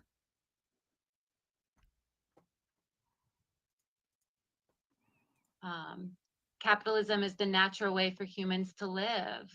Absolutely. Innovation only happens in capitalism, right? We wouldn't have technology without it. You wouldn't have technology without it. Let's see. It's good to be free to spend and buy more. Yeah, that's the only way to be. These are all great. Thank you guys so much. This is like getting us revved up because we have a really good presentation for you. So what do you think about when you hear the term ideological? What does ideology mean?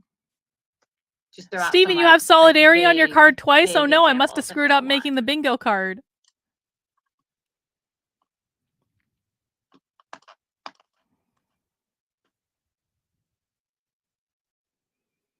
All right, well, nobody's answered. So we're going to go into the presentation. We've got plenty of examples of what ideology is. We got a couple. So Oh. belief system, dogmatic. Yeah, when I thought of this question, that's kind of what I was trying to get at. You know, at least when I, you know, growing up, like I was always taught that, you know, ideological is a bad thing. Like, you know, you shouldn't be so rigid in your thinking and ideological. You know, it's a refrain that we often hear. Yeah. So dogmatic, like Joe says. Absolutely. All right, well, so let's go ahead and kick this off, and we'll jump into all of these. So we are going to be starting out with myths. All right, so myths is going to be kind of like the basis of the whole conversation that we're talking about. So there are a couple different functions. Nick got another bingo. So Congratulations, myths serve Nick. really 4 main functions. So the first one is mystical. So making sense of what lies beyond our comprehension, right? So the universe is full of wonder, glory, mystery, that we're all just kind of in awe. And myths make sense. They help us like realize. Are they arguing capitalism is like a unicorn?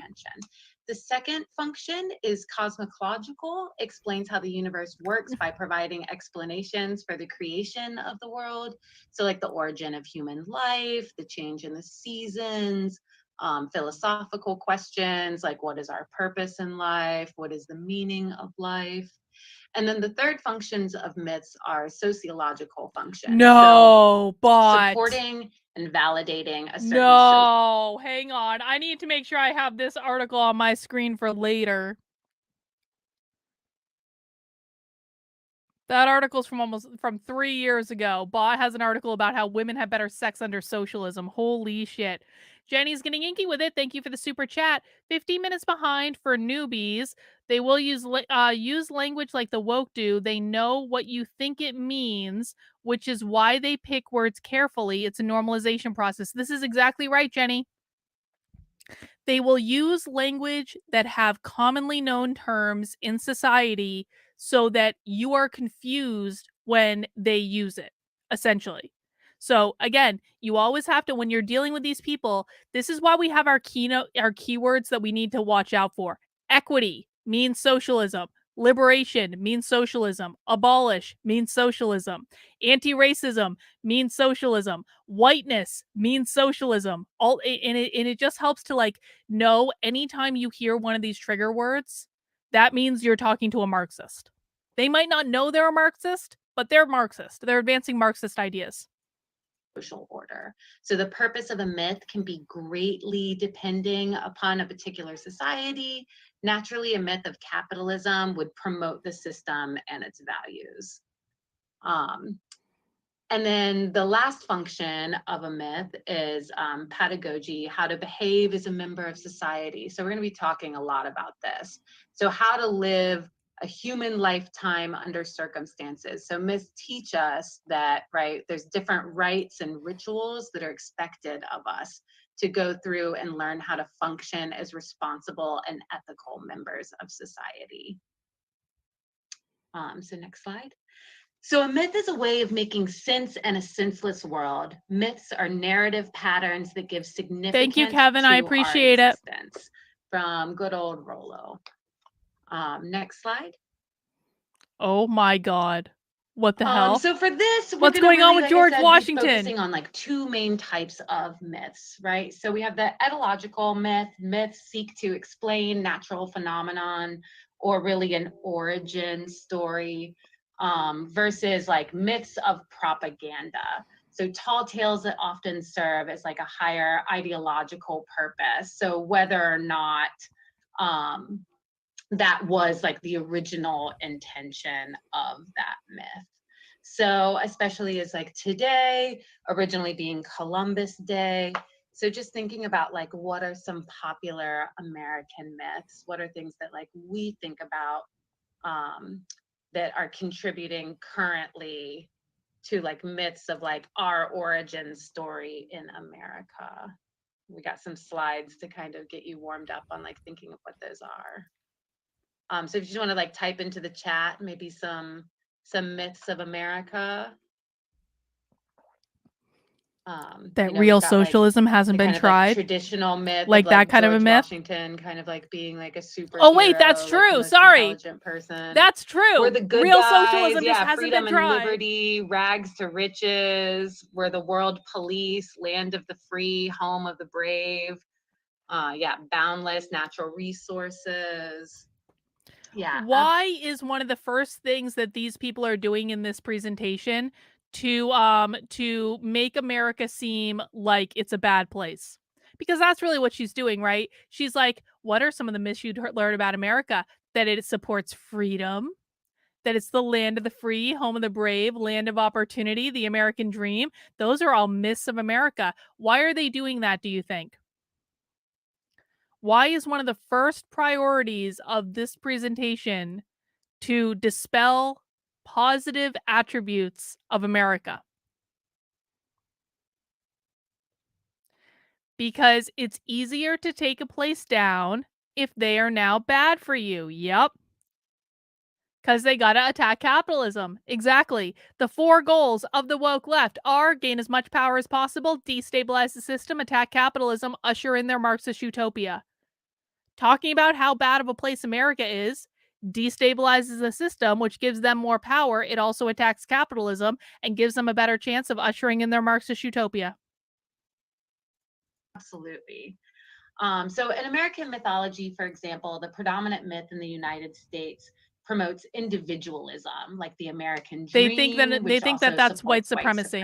See? So the founding myth is that American Revolution brought freedom and democracy, yet the revolution... I was talking over that, so I want to rewind it and play it again. But as soon as she said individualism, I said that's white supremacy. And then she said individualism supports white supremacy right after I said it. But I was talking over it, so I want you guys to hear that again. And this is how we know that when they say white supremacy, they don't really mean skin color, because the things that they say are white supremacist have nothing to do with skin color at all. Yeah, absolutely. So in American mythology, for example, the predominant myth in the United States promotes individualism, like the American dream, which also supports white supremacy. So the founding myth is that American Revolution brought freedom and democracy, yet the revolution in actuality is really marked by limited popular involvement, mainly among white and male populations, which created institutions to solidify the rule of a new local ruling class based on expansionism, genocide, and slavery. So the manifest destiny. So thank you, Sin. I appreciate that. So-called Columbus Day, Indigenous Peoples Day, although not American, Columbus has much of a starring role in American foundational myths, just as much as anyone else in the founding fathers that we so commonly hear people talking about. So with the doctrine of discovery is a medieval proclamation stating that Europeans have the right to any lands that they come across, so whether they inhabited or not, and which is what inspired the founding fathers like Jefferson. So really this idea of like, it doesn't matter if people have been like living on certain lands or areas for thousands of years. They didn't formally claim it as theirs. They didn't write up the documents as theirs. And by doing so, then automatically makes this now your property. So remarkably, or not so remarkably, this medieval doctrine was cited in a 2005 Supreme Court case, the city of Sherrill versus Oneida Indian Nation of New York, which prevented the tribe from reestablishing sovereignty and purchasing the land back, because the court determined that in fact this land had never been owned by the nation in the first place. So who wrote the majority opinion on this case? None other than RBG. I know that like maybe this is kind of shocking news, but just hang in there with us and we'll explain like why some of our normative pop culture heroes that are, you know, we all kind of view them as like the non-biased, level-headed like thinkers and intellectuals of our society. We're going to talk more about. She's about to call Ruth Bader Ginsburg a white supremacist. That we perceive as neutral. Isn't that nice? That was also unexpected. Keeping in mind that the legacy of colonizing the American Revolution is made quite easy, obsessively so by American leaders, to promote dominant values of capitalist society, which a nice unexpected treat, class, right? Like we are at the other end of all of those myths.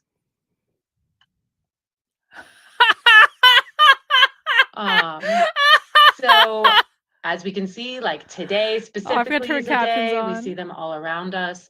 Monuments that are glorifying these myths that we yes, and that you have vandalized. Yes, or the central thank characters you. of these myths are all around us.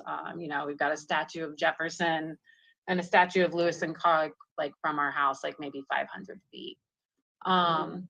So even though we're here in 2020, it's taken us centuries to even really start to begin to confront how harmful these myths are, right? Like remember, we're taught these myths in elementary school. Remember, just in case you weren't here for the beginning, these people are in the Charlottesville, Virginia chapter of the Democratic Socialists of America. So they're in Charlottesville, where all of the insanity happened. These are going to be some of the wokest of the woke. We put on Thanksgiving pageants, and we as like a mainstream society response are only really starting to confront these types of myths. All right, and so an important figure who had a lot to say about the power of myth making and how myths control our popular discourse is the Marxist philosopher Antonio Gramsci. He was at one time the leader of the Communist Party of Italy. He was a very influential figure in Marxism. He really built upon the ideas originally set down by Karl Marx and Friedrich Engels. He was born in 1891 in Sardinia, which is one of the poorer regions of Italy.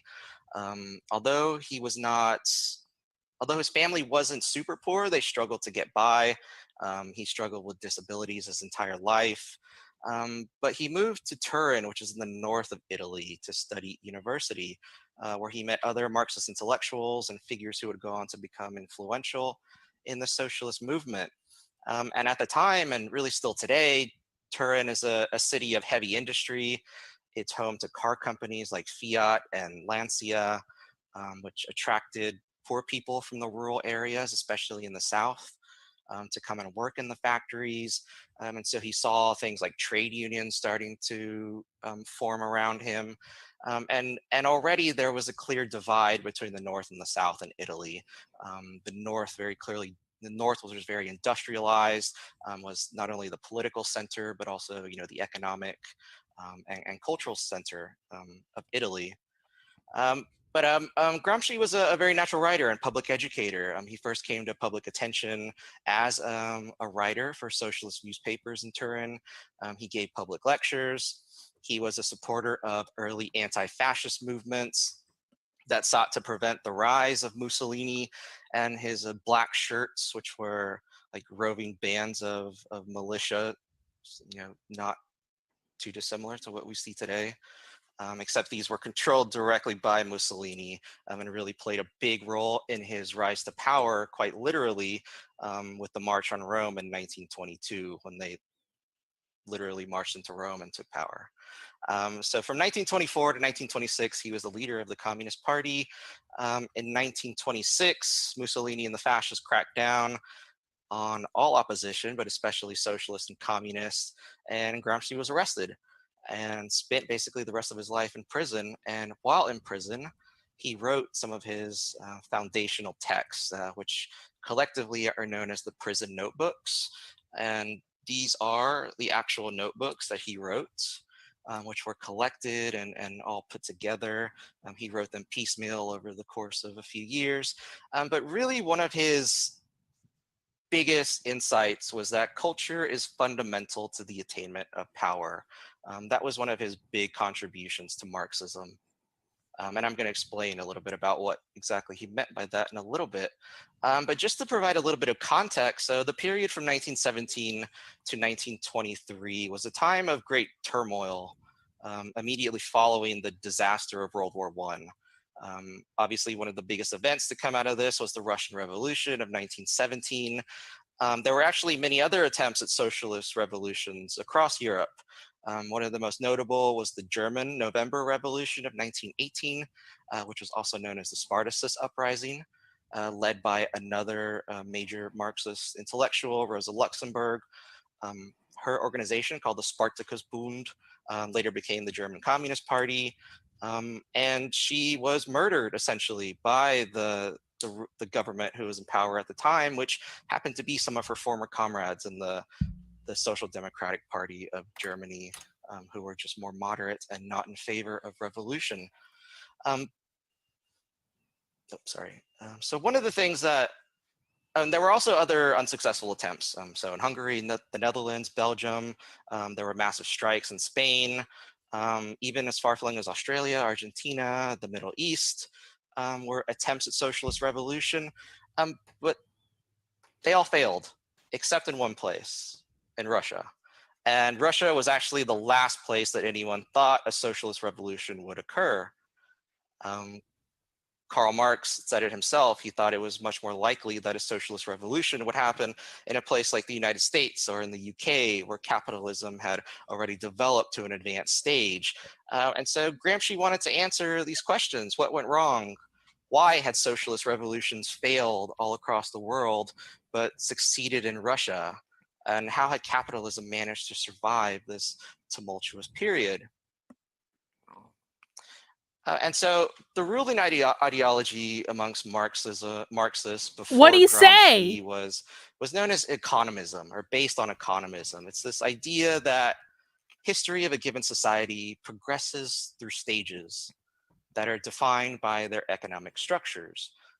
So societies will transform naturally over time from oppressive economic systems like feudalism, for example, to more liberating ones like neoliberal capitalism, until finally the state of communism in society is reached.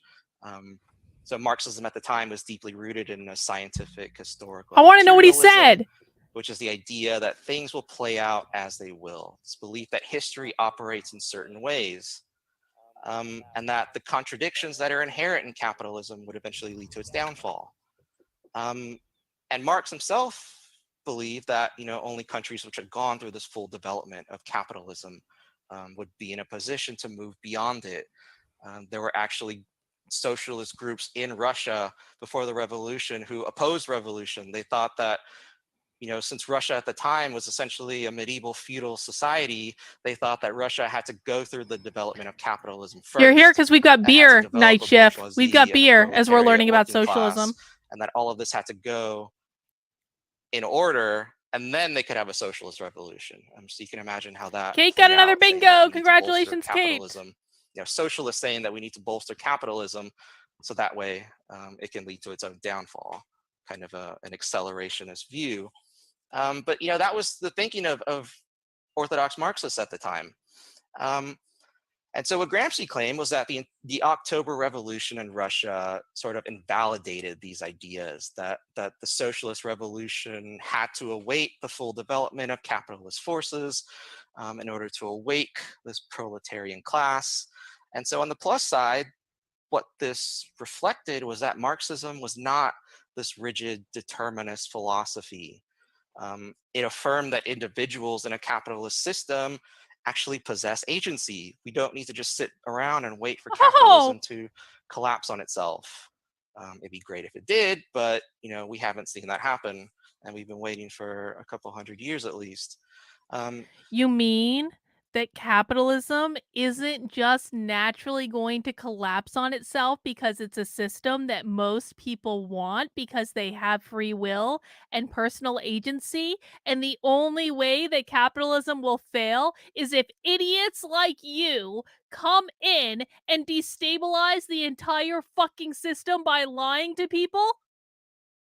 Is that what I'm hearing here, Robert? He, him? I'm pretty sure that's what I'm hearing. So, however, one thing that this did not disprove, according to Gramsci, was that the proletarian class was the only class capable of reaching a sort of class consciousness necessary for revolution. So that only the working class who came to realize and see their own exploitation. The capitalists are not capable of achieving the consciousness necessary to realize that revolution is necessary. Only the proletariat are capable of reaching that level of evolved consciousness. All right. And their own alienation could lay the groundwork for the eventual overthrow and replacement of capitalism. So economic determinism doesn't tell us as much as we thought it did. We can't just sit around and wait for the laws of history to unfold. And so something else is clearly going on here. If the laws of history never unfold, are they really laws of history, or is it just bullshit that you made up? And the two main questions, again, that he asked himself were, how has capitalism continued to defend itself? And why is it that some people work against their own self-interest? What's going on? And he determined... Oh, sorry. Oh, Potato is No, the most interesting part of this. If you go back to the last slide. Yeah, so I think that this second point of why do some people work against their own self-interest, really keep this question in the forethought of your mind throughout this presentation, because I think that this is a really important point that we need to take away from this, and keeping in mind that everything that Robert just covered with the fact that revolutions do not spontaneously happen and then become successful automatically just through circumstances, and that it's through these myths working as a tool of us working against our own self-interest. So we just wanted Potato is the dog, it's the puppy. Really emphasize this question. So just keep thinking about this because we're going to talk more about this. Yeah, thank you. And so that's something that was missing, according to Gramsci, was hegemony, or specifically cultural hegemony.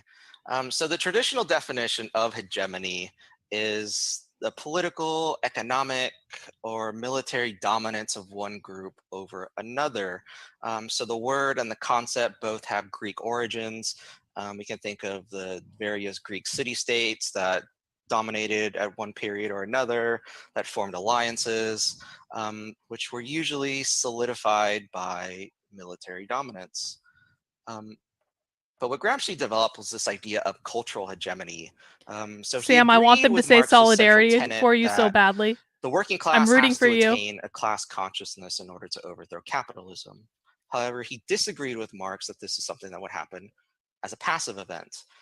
He came to realize that capitalism is not just a series of economic relations, that capitalism actually perpetuates itself through ideology and actually so it must be overthrown through revolution, am I right? The society we live in. So his idea of cultural hegemony can kind of be summed up as the ways in which a governing power wins consent to rule from those that it subjugates. So hegemony is no longer just about dominating through military force, although this is not to say that capitalism doesn't also rely on violence and repression, which it absolutely does. The key here is that in order to gain consent, that's where ideology and culture come in. So that's how you get people to work against their own self-interest. And so by consent, we mean the capacity of dominant classes to persuade. So essentially, these people have decided that capitalism is not in the best interest of anyone. And so even if you like capitalism, you're working against your own self-interest. And so you just don't know enough about socialism to know that you should really prefer socialism to capitalism. So if you like capitalism, you don't get to have a say in it. These people think you're too stupid to decide for yourself what type of world you want to live in. And because you're too stupid, because you like capitalism, they are going to do you the favor of engaging in a revolution against capitalism to make sure it fails because you just don't know what's good for you. They know what's good for you. Do I have that basically right? Subordinate classes to accept, adopt, and interiorize the values and norms that the dominant classes themselves have adopted and believe to be correct and proper.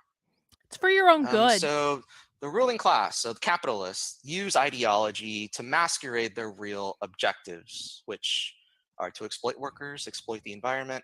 You know, that's the only way that profits can be created, is through the extraction, and the economy continues to grow.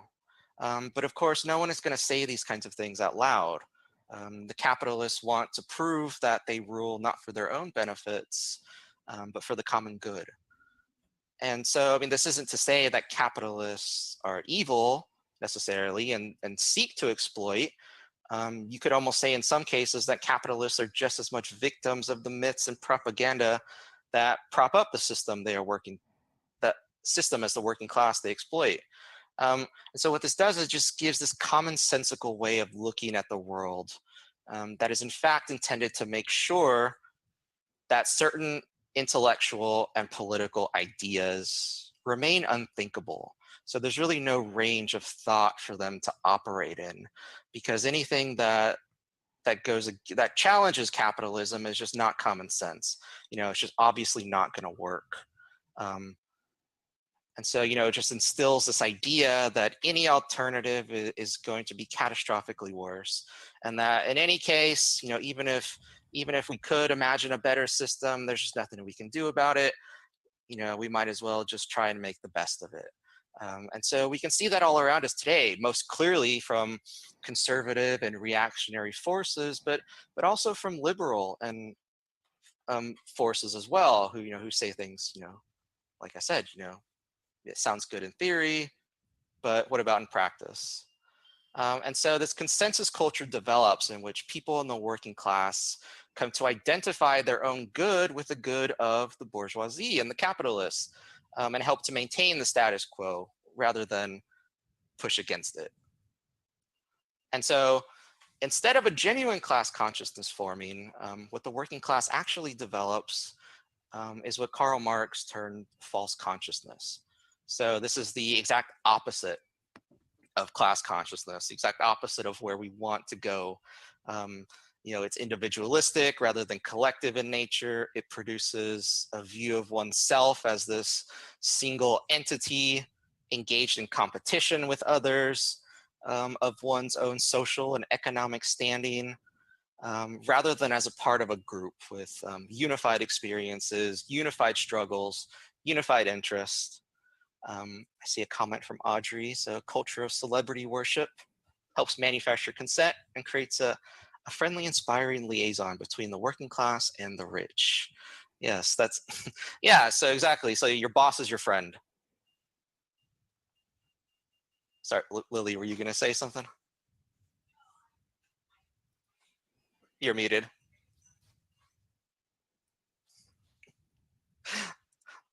Lily, you were muted. Oh, sorry. I was saying I was just celebrating manufacturing consent, and like that great tie into that, because that's like Audrey completely spot on.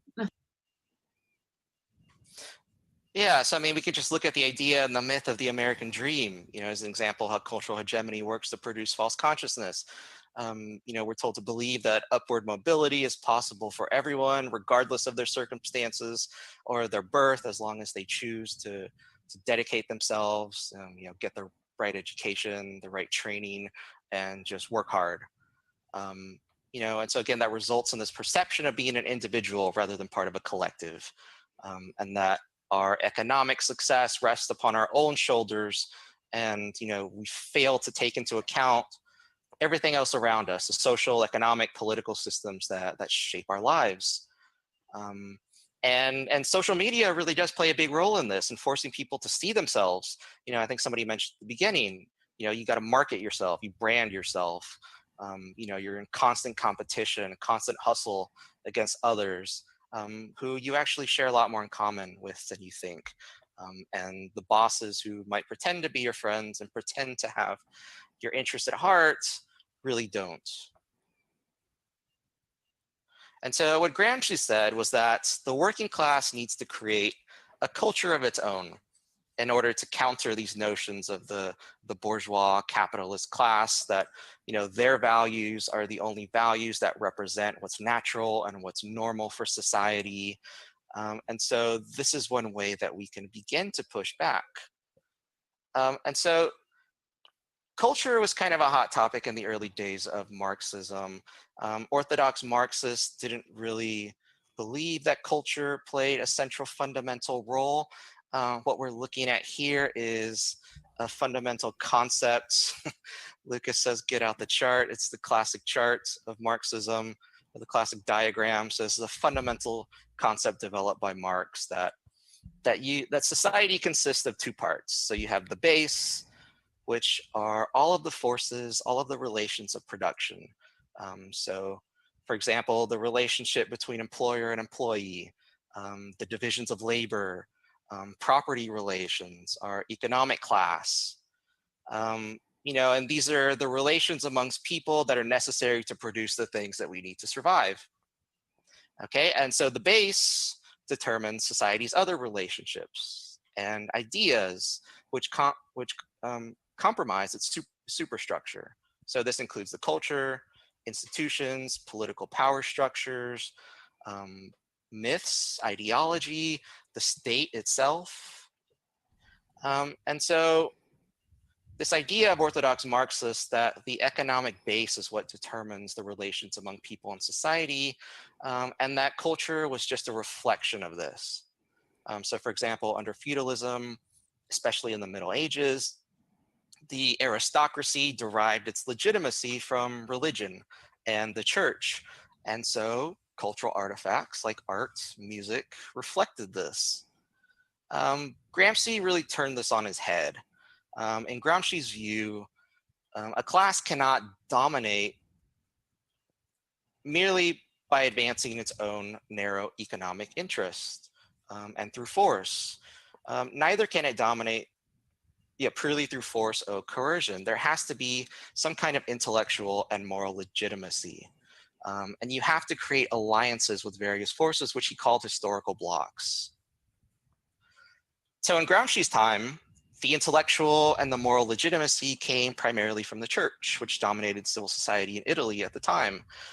So a question that I want to pose to everyone, you can think about it in your head, or you can share your thoughts in the chat, or feel free to speak out. So thinking about the United States today, what institutions do we have that provide the intellectual and moral legitimacy for capitalism? All of them? And what are some ways that they do that? By making our lives better? Well, government doesn't make our lives better. Knitting make my life better, and it's because of capitalism. I wouldn't be able to knit as much as I do. I'm not going to get state-approved yarn that I find acceptable. Give one example. The media. You think the media reinforces capitalism? So Brian says the press. You think the media reinforces capitalism? The legal system. Think tanks. Oh yeah, it's a good one. Thanks, I Brad. think this is a good one. Universities and higher education. You think the universities reinforce Absolutely. Think about capitalism? that Are giant you off your Koch nut? brothers endowment that just went to George Mason. Wow, these people are morons. Yeah, universities. Yeah, exactly, Gloria. My knitting needles are a means of production. Yeah, so the media, universities, schools, social networks, the entire political system. Social networks definitely reinforce capitalism. Yeah, Absolutely. the two-party system, partisan politics. So the church, to some extent, yeah, definitely religion. Yeah. And I think that the church is like a really interesting point to bring up, Adriana, because I feel like also like as far as this like discussion when we're talking about intellectuals, in a minute we're going to talk about organic intellectuals. I think that like now versus earlier times, we're seeing like a big shift in the church, and like you see like churches aligned really closely with like labor movements, like recently in Philadelphia for the nurses union. They had every major church across Philadelphia start to support unions. So it's interesting. Like I feel like we're seeing like a big shift in certain churches or faiths backing up like grassroots movements and really like working behind like organic intellectuals. So that's definitely like a distinct shift that we're seeing. Ninon says, corporations memeing on Twitter. Yes, the...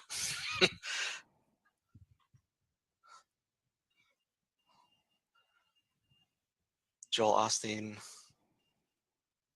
Yeah, these are all excellent examples.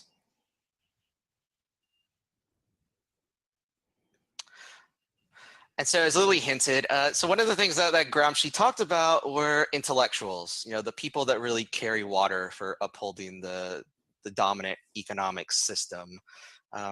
So this idea that certain means of production will produce certain types of intellectuals who will then perpetuate the cultural hegemony necessary to reproduce that economic structure.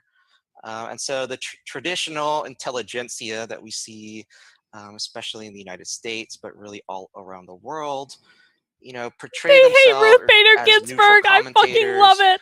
We can think of economists.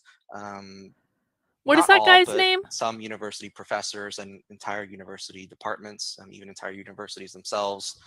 Writers, artists. Hang on, I gotta speak to this point. Gloria, I used to get this all the time when I traveled more, because I used to travel like all the effing time, and I would always get looks from people. They're like, how did you get those knitting needles through TSA? And I'm like, it's literally on the list of approved things that you can bring on an airplane. They're like, I don't think that's true. I'm like, I'm pretty sure it is, since I just went through TSA. People get uppity about knitting needles at airports, though. They really do. The struggle is real. Journalists, in the same way that priests and clergy reinforce the social order during medieval feudalism, the bourgeois intellectuals today reproduce these myths and reinforce capitalist hegemony.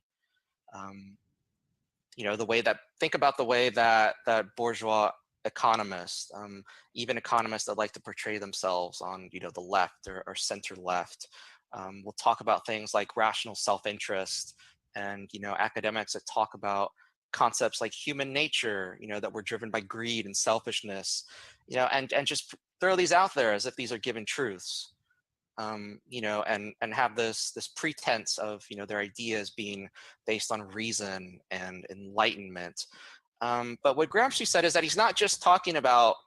I mean, don't tell anyone, but the amount of weed that I've traveled with in my backpack getting through TSA is like, there have been times where even I have been nervous, and they never find it. Ever. Ever. Even when it's in like every single thing that I can fit it into in my bag. Ever. Those people are morons. Yeah, I probably shouldn't bring that up on the internet. But the thing is, I don't really fly anymore. Like, I'm pretty, like, I'm a homebody now, man. I don't want to fly. I don't want to leave New Hampshire. I don't care anymore. There's no reason for me to be worried.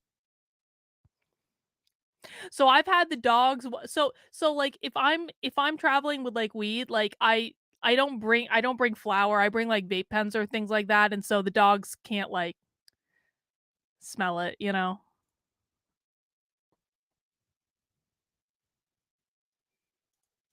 Intellectuals like philosophers and poets, but also technocratic intellectuals. He called them the Wait, officers of what? urban industry. Hang on. So Nick is saying, so in Atlanta happening right now, Antifa has smashed a business and set a police vehicle on fire. Isn't that nice of them? Yeah, well, she was dumb because she brought that shit to Russia. Like, not trying, like, Russia, you don't fucking bring drugs to, you don't do that, like, in Russia. Like, there are lines, man. There are lines that you do not cross. And she was stupid and crossed that line.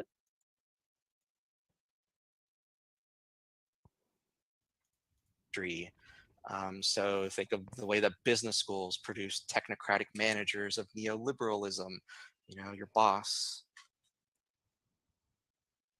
And then going back to the media. Yeah, so going back to the media. Is the media bias? Oh God, I can't wait to hear already brought this. it up tonight, manufactured consent. So thinking already about like what we have talked about like all the systems that we have in place, like our foundational myths about the country that we live in, about the forefathers, thinking about spontaneous revolution and how that like maybe isn't so much a thing. So thinking about like our intellectuals, and we just brought up the media, just like point blank, you can like raise your hands on your like button at the bottom of your Zoom, or you can type in the chat. Do you think that the media is biased at all? I think at this point in time, like most of us would pretty much agree. Yeah, that the media is biased. You think the media is biased against you? Ren, the media is biased. Like the media is definitely biased, but it's not against you. Yeah, I don't think that being unbiased is possible at this point. Joe says it's not just bias at this point, that it's owned. So we all can pretty much agree, right, that it's biased or that it's owned. So what are some real biases that we see in mainstream media, like across the board? That they love capitalism. This is not even bias. They don't even report on the news. They've manufactured and produced the news and opinions. Well, that's true enough.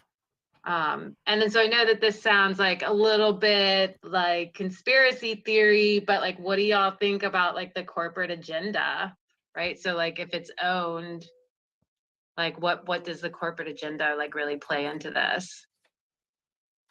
Yeah, Ren, I agree. Like we see a lot of bias against direct this is gonna action, be my right? Socialist Like I watch shawl. CNN all Wait, the time, what? and I feel like every news story starts with like uprising and protests are legitimate, but they're only legitimate if they're done peacefully, right?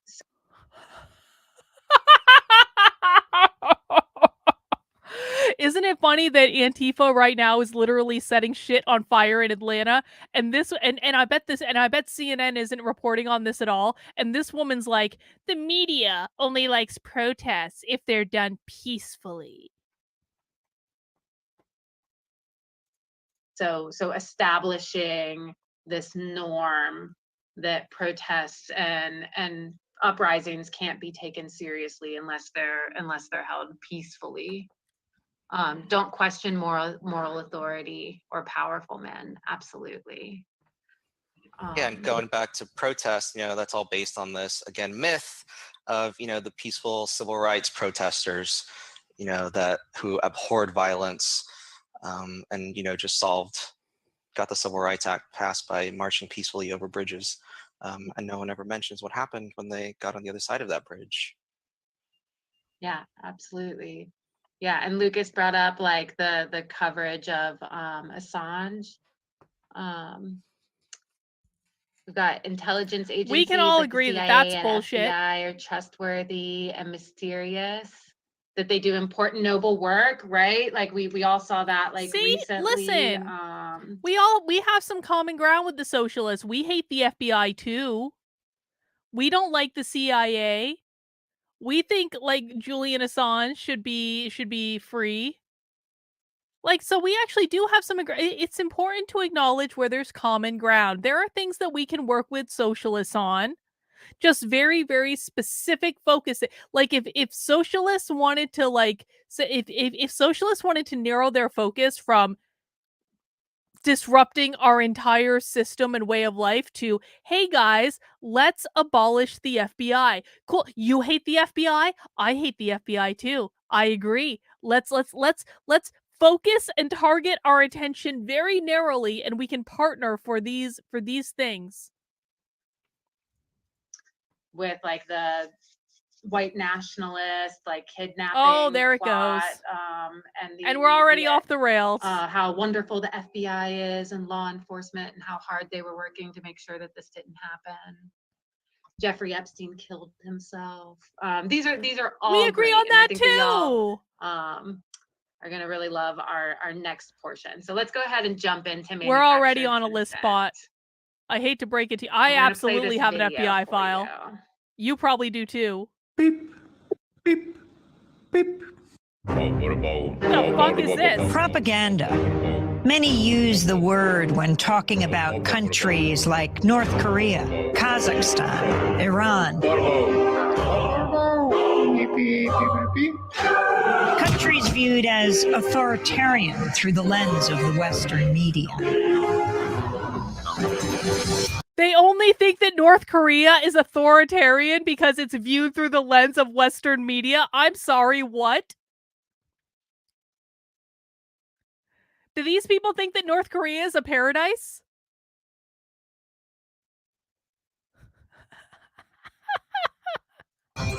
Press freedom, freedom of thought. People use those terms when talking about countries like the United States, France, Australia, democracies. In 1988, Noam Chomsky co-authored a book with Edward Herman called Manufacturing Consent. It blasted apart the notion that media acts as a check on political power, that media inform the public, serve the public, so that we can better engage in the political process. In fact, media manufacture our consent. They tell us what those in power need them to tell us so we can fall in line. Democracy is staged with the help of media that work as propaganda machines. Media operate through 5 filters. The first has to do with ownership. Mass media firms are big corporations. Often they're part of even bigger conglomerates. Their end game, profit. And so it's in their interest to push for whatever guarantees that profit. Critical journalism takes second place to the needs and interests of the corporation. True. The second filter exposes the real role of advertising. To sell products? Media costs a lot more than consumers will ever pay. So who fills the gap? Advertisers. And what are the advertisers paying for? To sell products? Audiences. And so it isn't so much that the media are selling you a product, their output.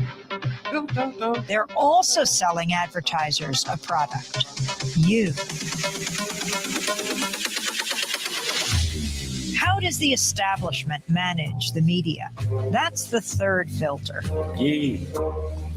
Journalism cannot be a check on power because the very system encourages complicity. Governments, corporations, big institutions know how to play the media game. They know how to influence the news narrative. They feed media scoops, official accounts, interviews with the experts. They make themselves crucial to the process of journalism. So those in power and those who report on them are in bed with each other. If you want to challenge power, you'll be pushed to the margins. Your name won't be down. You won't be getting in. You've lost your access. You've lost the story. When the media, journalists, whistleblowers, sources, stray away from the consensus, they get flat. That's the fourth filter. When the story is inconvenient for the powers that be, Well, that's you'll true. see the flak machine in action. That's very Discrediting true. Sources, trashing stories, and diverting the conversation. To manufacture consent, you need an enemy, a target. That common enemy is the fifth filter. Communism, terrorists, immigrants, a common enemy, a boogeyman to fear helps corral public opinion. 5 filters, one big media theory. Consent is being manufactured all around you, all the time. Well, that was something. That was a treat, wasn't it? Holy shit. Now explain it to us, socialists. Well, yeah, I mean, hang on. I want to address something that was said in the chat with Joe here. The insidious part is that they're not completely wrong. Well, that's right, Joe, because like I said, like I do legitimately agree with them on some things. I legitimately think that the FBI and the CIA needs to be abolished. I legitimately think that Julian Assange needs to be pardoned. I do believe that the media does what they say it does. I don't believe they use it in the way that these people think. But yeah, I mean, in general, like I actually do agree with the premise of this. And this is what these people do. They take a nugget of truth and then they cover it in a mound of bullshit, but they rely on that nugget of truth to get you hooked. So you're like, yeah, that makes sense. And then they feed you lie after lie after lie after lie after lie. So, thinking about like everything that we've talked about tonight, thinking about like this video that we just watched on manufactured consent. I don't know about y'all, but I know that like when I first kind of grappled with the concept of manufactured consent, like I felt extremely overwhelmed. And the idea of like everything that we're talking about, like these foundational myths, the media, manufactured consent, like these are all things that are ingrained into our self and to our identities, our entire lives. You know, thinking that like the news is supposed to be reporting these unbiased truths to us, right? So that we can make up our minds, that we can decide.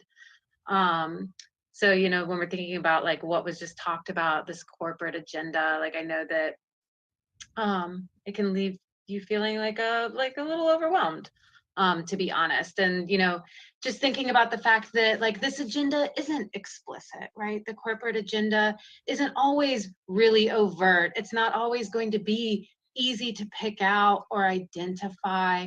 It's not that like newspaper editors or like newsroom producers are sitting around thinking about like, how are we going to push the corporate agenda today? How are we going to help prop up capitalism? But that it's a lot more subtle than that. It's more about how the stories are framed to us. So we see it in the selection of stories also. So it's not like there was necessarily a memo from the DNC or the Clinton Foundation ordering the Washington Post to say, put out one negative story about Bernie every hour for 16 hours, or maybe that did happen. It was but it's not Hillary always going to Clinton, you be this idiot. overt, right? Things like this, we can see this type of manufactured consent very easily. It's laid out for us plainly, but keeping in mind that it isn't always, that it is more subtle, that it is in the framing, and that it's specifically to do everything that we talked about earlier, to like reinforce these myths to us.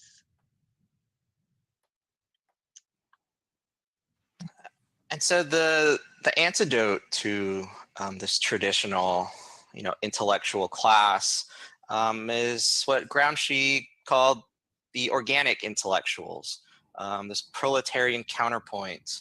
And the awesome thing is that all of us are intellectuals. We are all thinking Good creatures. night, Kurt. Thanks for dropping by. It's just we don't all get the opportunity.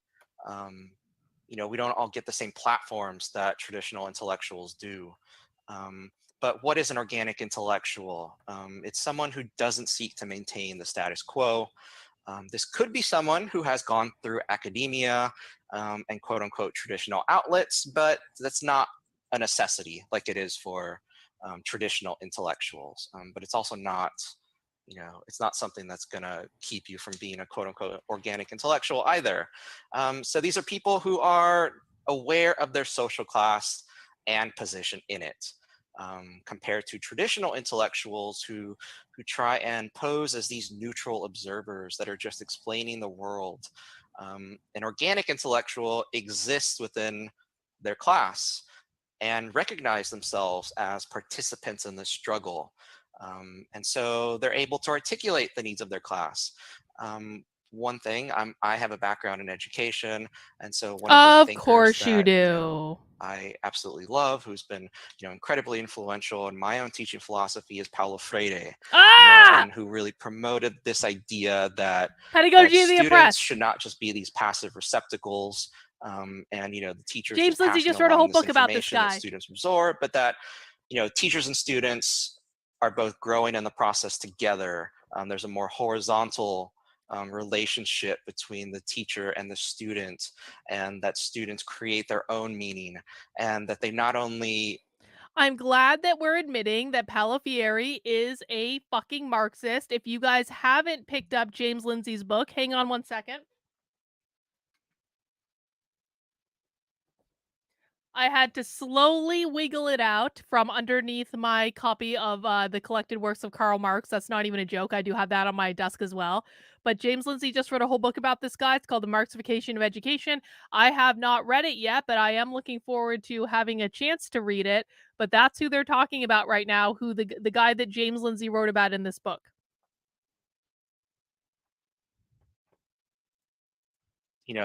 Describe the way the world works, but that they seek to change it. And so we have some of our favorite organic intellectuals here, Dr. Wolf, who we listen to on a weekly basis, his excellent podcast, Economic Update, Angela Davis, and then I forget this girl's name. I know her last name is Peltier, but she is a Canadian environmental activist who inspired It's not that Greta thick of a book. Thunberg. And so perhaps this is the reason why the ruling class fears critical theory so much, because people are being critical taught theory. Oh my. not just to be these passive participants, but to Are take you saying that that's a agency Marxist and ideology? change the way society Critical theory, is. as in critical We race see most theory? recently, Okay, the got Trump it. administration took the very extreme and unusual move of banning critical race theory from the entirety of government. We have ghoulish think tanks like the Heritage Foundation trying to influence our education system, which they no doubt will describe as being left-wing and Marxist, but which is actually anything but. Bingo for sin! End corner bingo! Double bingo for sin. And now one of my favorite quotes ever, joined with one of my favorite memes. When education is not liberating, the dream of the oppressed is to become the oppressor.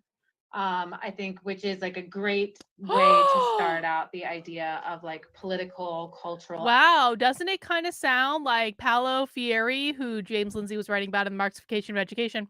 Doesn't it kind of sound like Paulo Freire was talking about how they need to take over the schools in order to liberate the oppressed proletariat within the schools? Kind of does. Education and having it being available to everybody, like we talked about earlier, and I had reminded everybody to kind of like keep that question in the forefront of your mind of like, why would we as working class people continue to support efforts that foundationally work against us at every turn?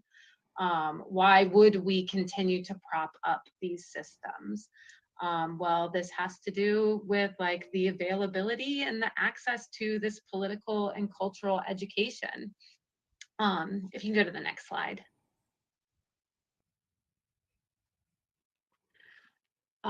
So philosophy has only described the world, so now it's time to change it. That's like just kind of paraphrased Marx, but you know, keeping in mind like what we talked about, right? So like rapid, spontaneous mass movement is not what is going to be successful in creating accessible and activated class consciousness for everybody across the country, across the continent, across the world. So it can't be leaderless. There needs to be leadership, it needs to be organized, and without having these structures in place, capitalists will just basically reassert themselves in our culture and maintain control. So what we really need is we need like this broad base of these organic intellectuals, people who are involved in like day-to-day class struggle that really. What they're essentially talking about is what I was telling you guys about earlier when I said there need to be more people teaching the philosophy.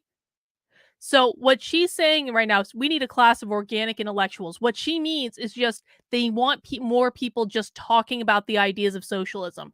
That's it. If you want to gain power, you have to express your ideas. The most powerful people in any social system are the ones who are expressing their ideas, talking, teaching, doing lectures, talking to people like in a meetup or something like that, talking to people online, posting things on social media, any sort of expression.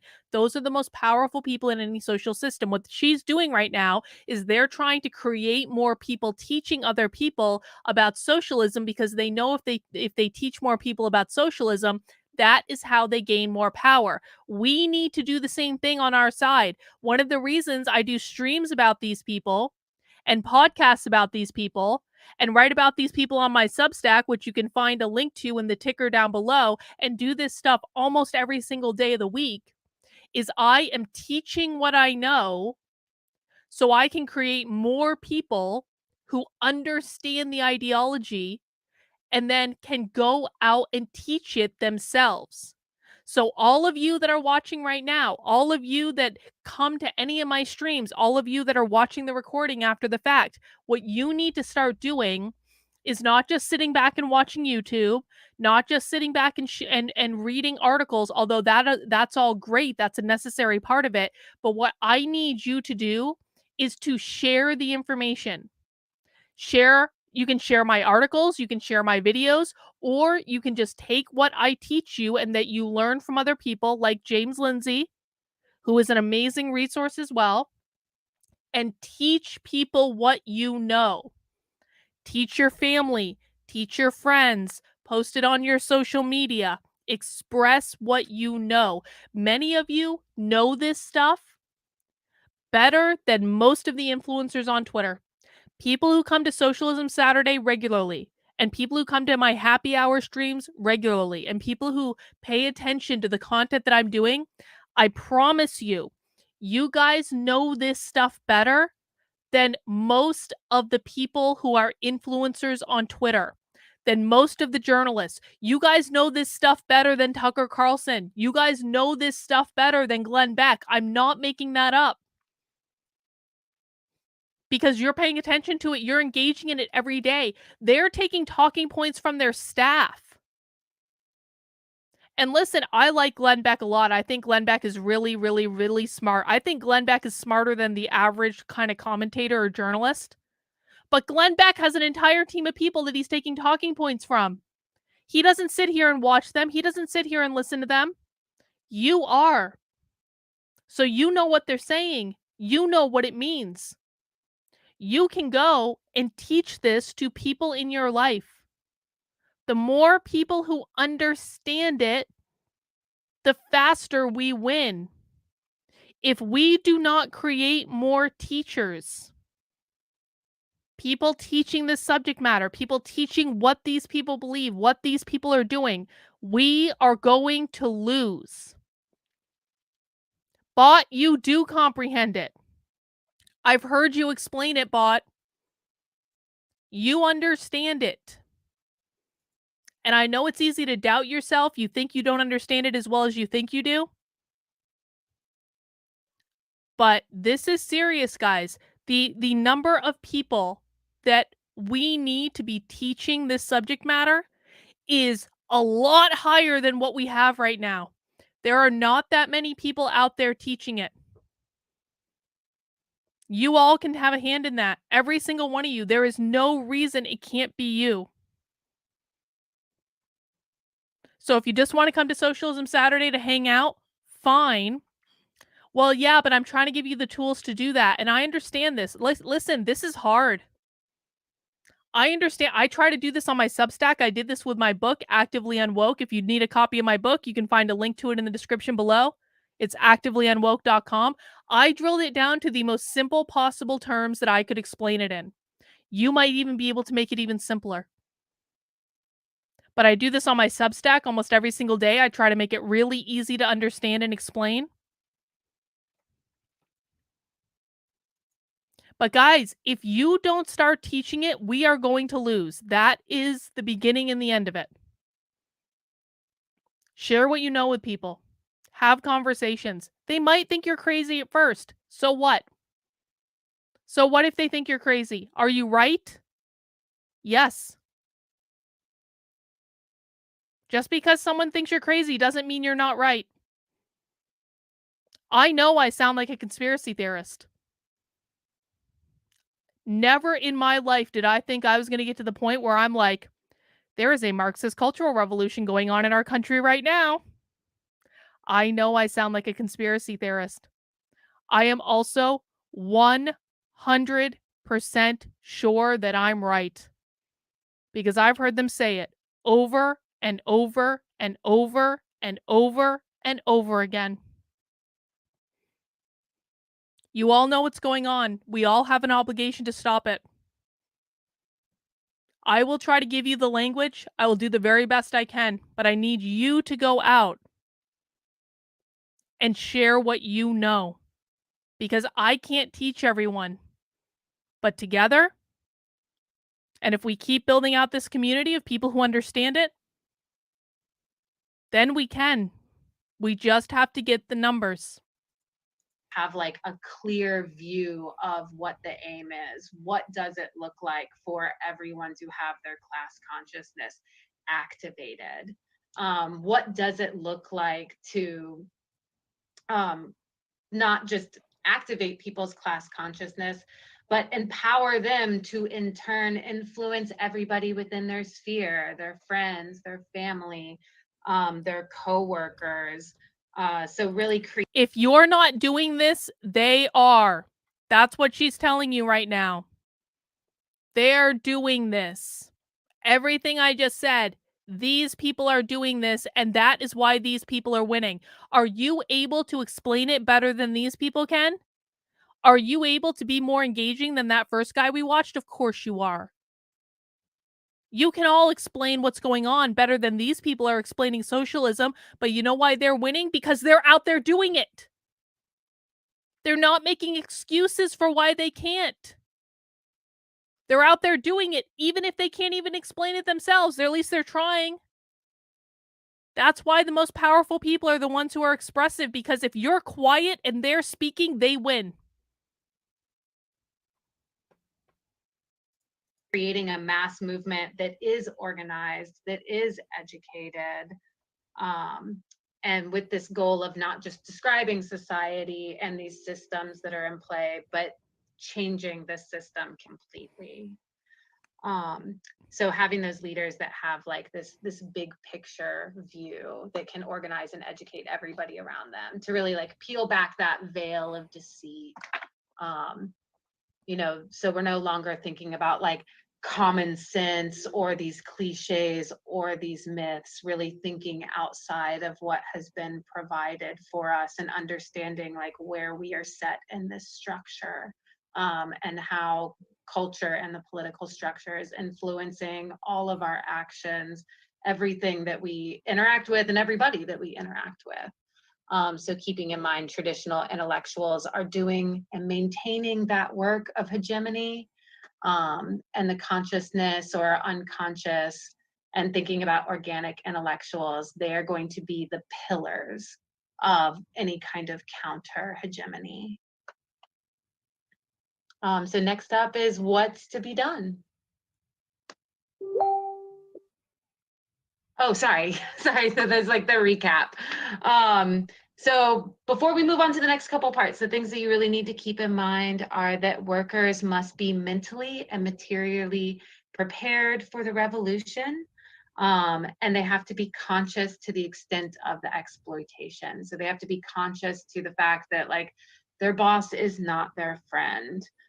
There is no such thing as a benevolent company that wants to give you Labor Day off. That is not a gift to you. You do not thank your company for doing that. They are not doing that as a service for you or because they care about your well-being. They are doing that so that they can keep you in a state where you are not going to challenge the status quo, where you are not going to challenge how you are being exploited, to just kind of like keep you at this baseline. So thinking about class consciousness is the way in which people think about their social class, their economic ranking in society, and the structure.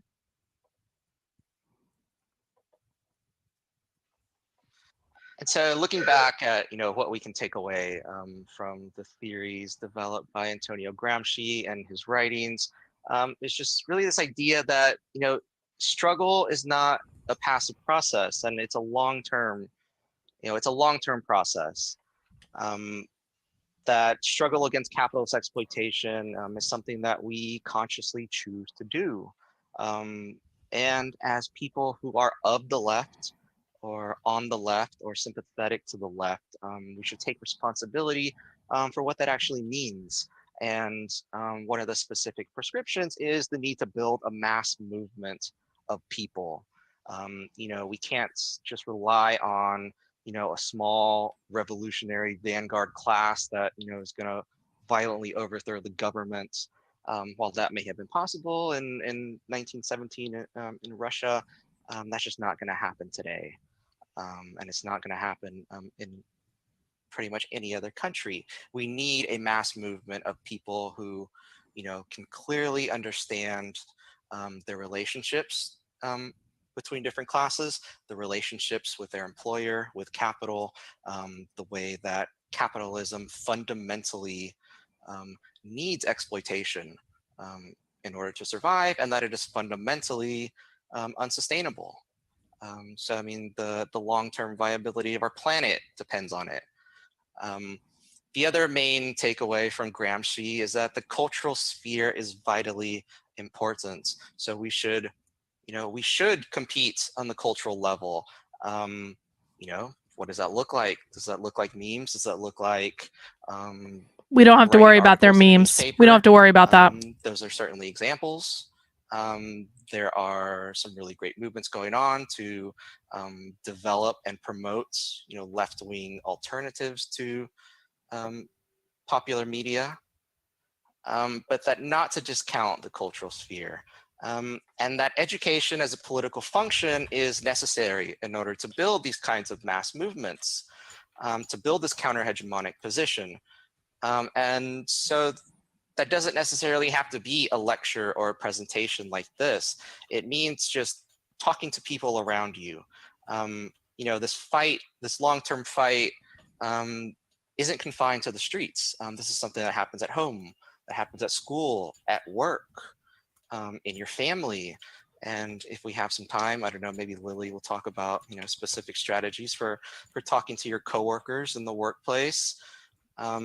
Even if you think your situation is futile and you are daunted by the fact of starting a union, there are plenty of other ways that you can stand up for your rights. And not only that, not only to win those material concessions, but also to engage your coworkers in a way that elevates their class consciousness. See, gets them they're thinking about their teaching relationship people. to their boss and to their employer in a different This is way. why they're winning. They're teaching people. We need to be teaching people.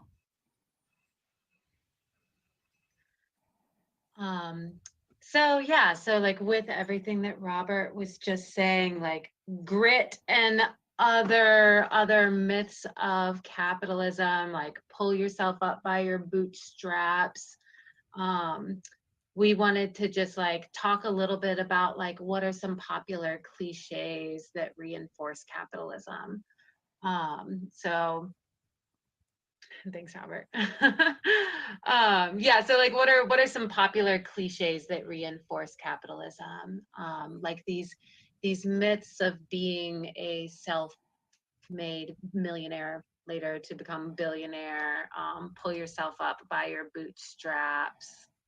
And you can just type into the chat like maybe what are some other like workplace cliches that you hear like just throughout your entire life?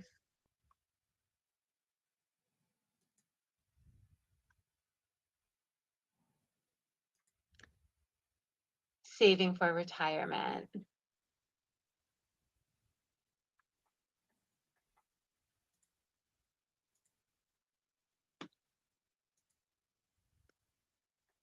There's a long way to the top if you want to rock and roll. You can sleep when you're dead. Oh.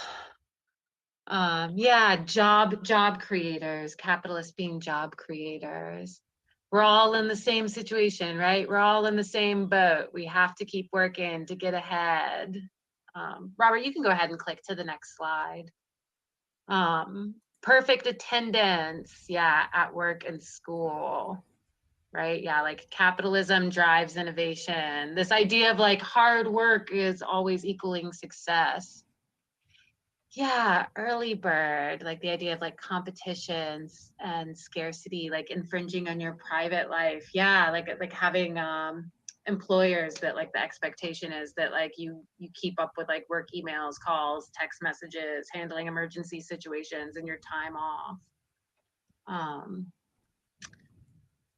I think that all of these are really, really good examples of like these cliches, and right, like everything that we talked about earlier, like these cliches and these myths are dangerous, right? They're myths that hurt us. Why? Why does any of those hurt you? Why does hard work hurt you? Members, like I said earlier, like hard work doesn't hurt anyone. In a working class family, having family members that like drive forth this idea of you have to kill yourself at work, right? You have to continuously like be hard on your body and work yourself to death because you are setting up a good scenario for the children that come under you. Like you want to make a better life for your kids than the one that you had. And then just continuing that cycle throughout life.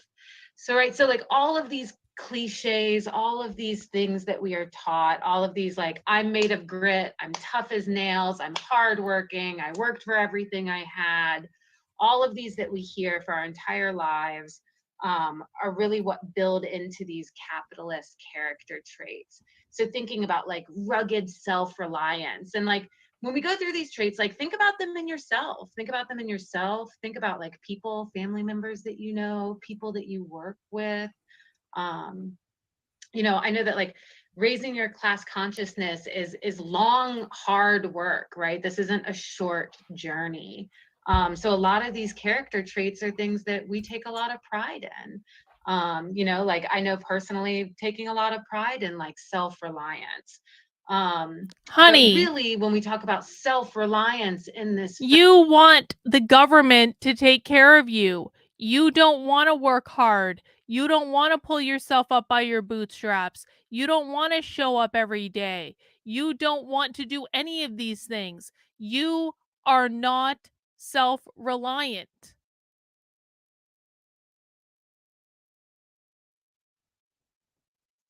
frame it's not self-reliance, right? It's the failure to recognize the extent to your reliance on other people. So we're taught You're the one to who be wants other people proud to of this provide for you. self-reliance, which is really something to kind of detour us from forming solidarity, from counting on other people, from being able to ask for help, right? To engage naturally in mutual aid, because we're ashamed to let people know that we need this help. Also, this idea of personal responsibility, right? So with personal responsibility, like internalizing failures of yourself and others.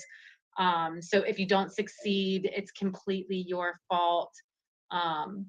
And it's through this personal responsibility, right, that like we personally accept and take the blame for things that our employers do to us, for things that like politicians do to us, you know, right? Like people reinforcing you'd be able to buy food, maybe you'd be able to afford your rent if you worked harder, maybe you need to work more than 40 hours. Multiple people have multiple jobs.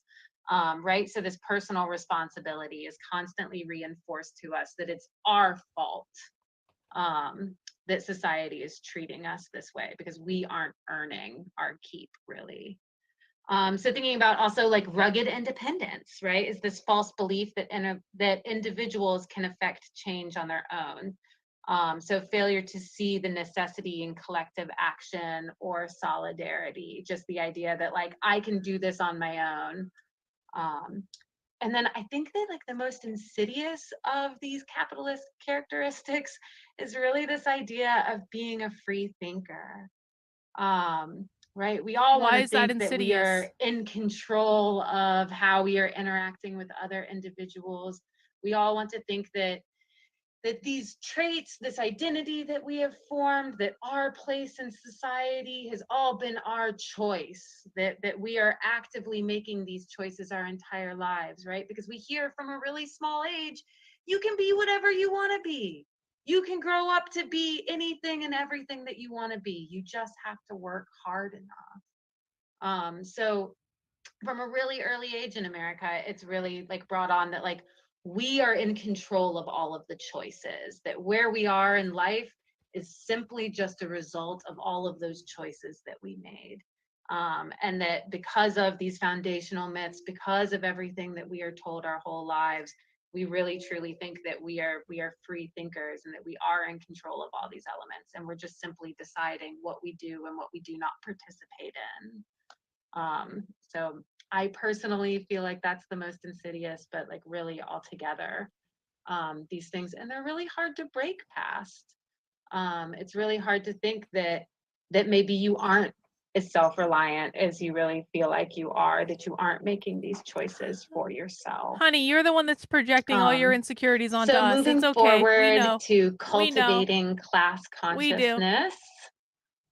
So when we're thinking about like talking to our family members, to our co-workers, I've thought of it, but it's so long. I think of we myself read the when my Fountainhead class last consciousness year. was like just first starting to develop, and I was starting to understand. Like the first thing I don't know if I can do Atlas Shrugged as a book club. I would do it. I read it.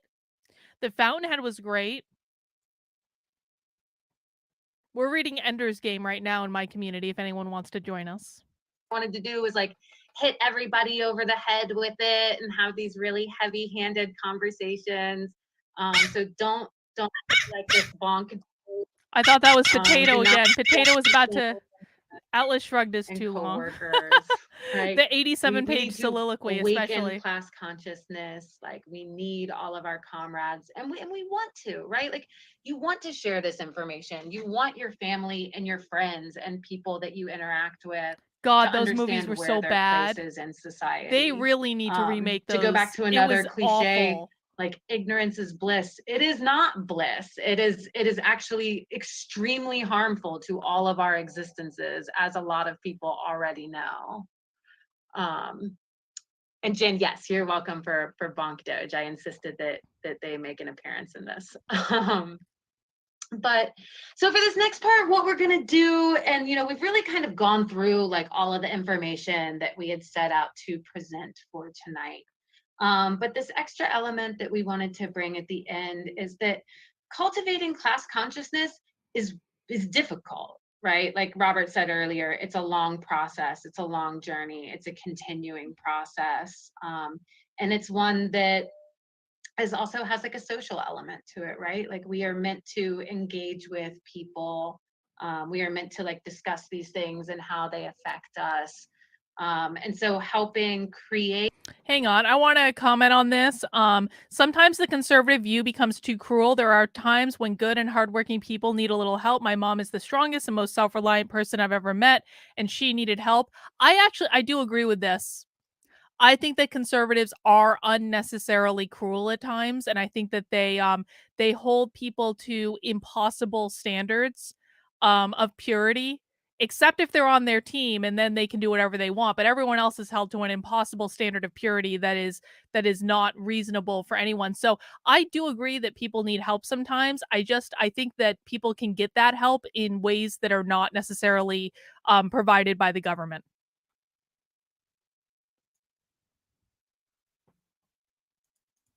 Or activate class consciousness in other people is really difficult.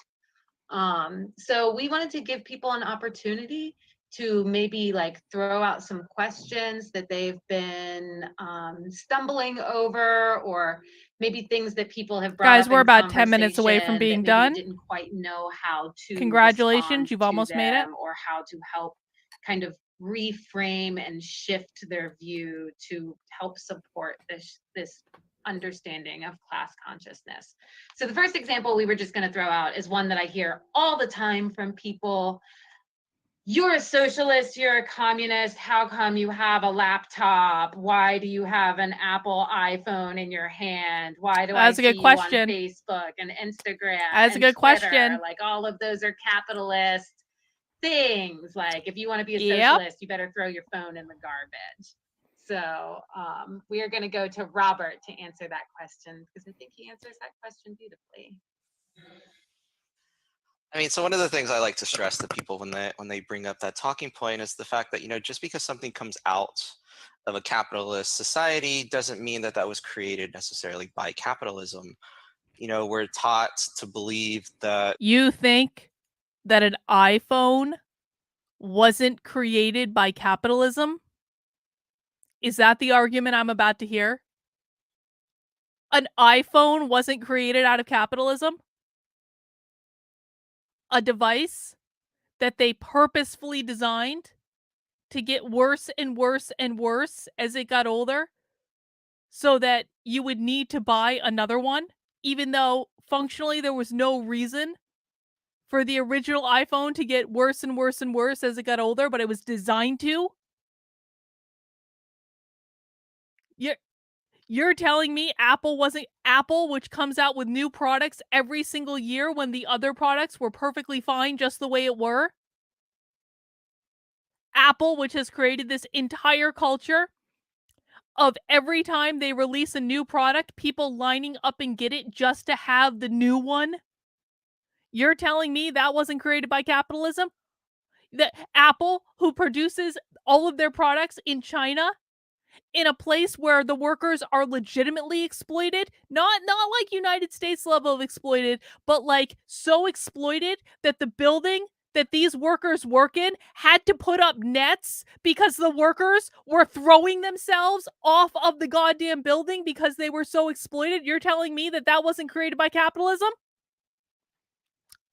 Sure. Okay. We're taught to see this relationship between, people and products. So, Apple makes iPhones. That's And I what have they an do, iPhone, but I'm a capitalist. What I gets make no ignored in this apologies. conversation is that Apple doesn't make iPhones. Its workers make the iPhones. That's the relationship. It's not between people and products. It's between people and their social relations. And so, there's absolutely no reason why a smartphone could not be created under a socialist system. I mean, would it be as fancy as an iPhone? I don't know. That's a hypothetical. Watch, But, they're gonna say that that we can iPhones are have produced under nice things communism in under China, and so it's socialism. okay. They just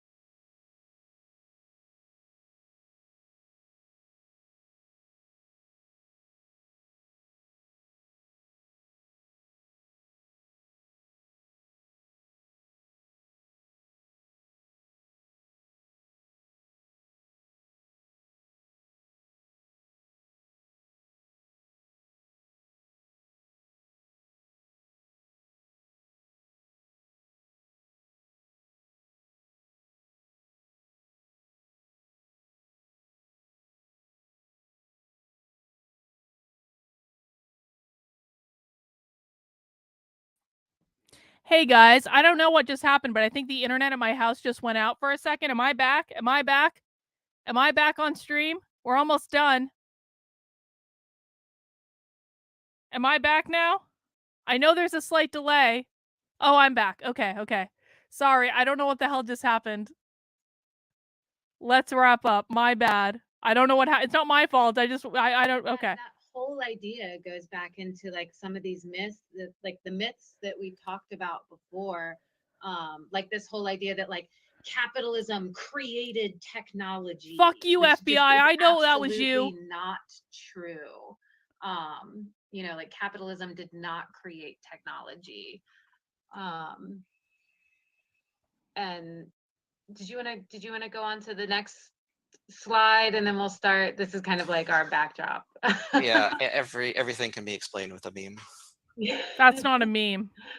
Yeah, I mean, I like the point that Lucas brings up in the chat. You know, that's not a real meme. What often gets that's ignored an attempt. and not talked about is, you know, how much public investment goes into a lot of these things. You know, like smartphones. John, I've read John Haidt's research. Technology that we that we use. Yeah, so I mean, I think that people are making some really good points. So yeah, so like I said, like we wanted to use this time to just kind of like go over some questions that people might be struggling with when they're talking to other people, or questions that you have yourself about this information. So Audrey, or was there one before? Sorry. Oh yeah, okay, going back up to the top. So do you have a theory for the fact that we've never seen a true socialist system develop and thrive? Real socialism has never been tried. Poverty. Robert, do you want to handle this one? Especially because, like, right, you were talking about kind of like the end of time earlier in the presentation and like around the revolution. Yeah, I mean, that's a really good question, Valentina. So yeah, I mean, I think, so, you know, why, that's one thing that people, you know, always bring up in counter argument. You know, we've never seen, you know, a true socialist system. You know, people have critiques on, you know, states that currently exist that call themselves socialist. You know, with regards to that, I mean, I think the important thing to keep in mind is that, you know, socialism is a process. You know, the end goal is to have the society where real socialism has never been tried. Is the answer? It's just never been allowed to see the process through to fruition. Where there's no more exploitation. You know, that is the ideal goal, which, you know, has not ever existed in the world. But socialism is a process to get there. And you just said, you know, real socialism has never existed in a vacuum. So, you know, while actually existing socialist states like, say, Cuba, for example, you know, might be far from ideal, you know, far from what we would ideally like to see, it's important to keep in mind, you know, all of the external factors pressing against that, you know, the challenges that someone told me the other day that like Cuba is not an example of real socialism because the United States has embargoes on Cuba, and therefore it's the fault of the capitalists that Cuba has not fully evolved to real socialism. And I was like, so wait a second, you're blaming capitalism on the fact that real socialism has never been tried? Why do we even need to be involved? If Cuba's so great and the system is so great, then why do they even need our involvement in the first place? That they have to go against, you know, in the form of embargoes and international pressure. He's saying the same thing, you know, and which have real material implications. And so, I mean, I don't have, you know, a simple theory as to why we've never seen a socialist system develop. I mean, other than that, you know, it's very hard to build, you know, a truly mass movement, you know, and especially in a country like the United States. They're telling us the only way real socialism will be tried is if they stamp out all capitalism around all the world. You know, having a mass movement, you know, like, you know, shameless plug DSA, you know, to be ready to take advantage of a situation when it arises, you know, to be ready to provide, you know, leadership for people who are looking for it, you know, people who might not identify as, you know, socialist, communist, whatever, but are ready for an alternative to capitalism. One of the things that Gramsci stressed was organization. Our enemies are very highly organized. They know exactly what they want, and that's why they often get it. And so we on the left also need to be very organized and disciplined, and have solidarity with each other, to build this mass movement.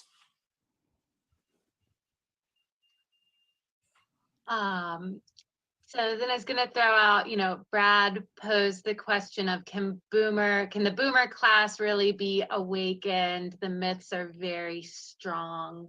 I think that the answer to that is like absolutely yes.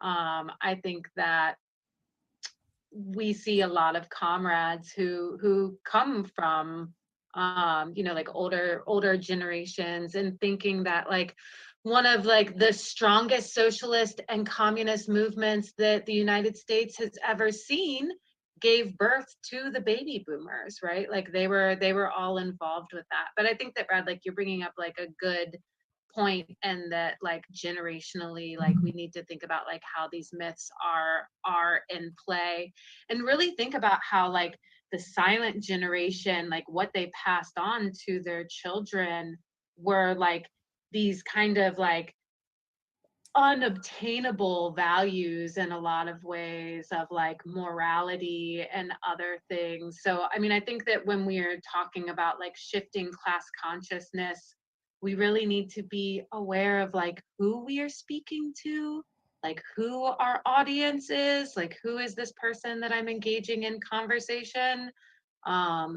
and personalizing it, right? Like that's kind of like organizer 101, like how to have a conversation with somebody, is you need to really intentionally think about who you are talking to. So not every talking point, maybe going through this presentation wouldn't be helpful for everybody.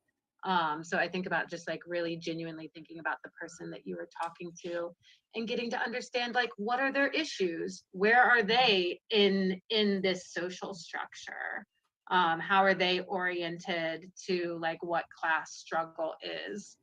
So getting to know them and like knowing what specifically their issues are, and then talking to them like through that entryway. So we're cutting close to 8:30. I was going to continue the shameless plug by dropping links to our website and to our social media. If you'd like to be part of a burgeoning mass movement of socialists, come join us in the Charlottesville DSA. We're doing some really amazing, exciting things, and we would love to have more people involved.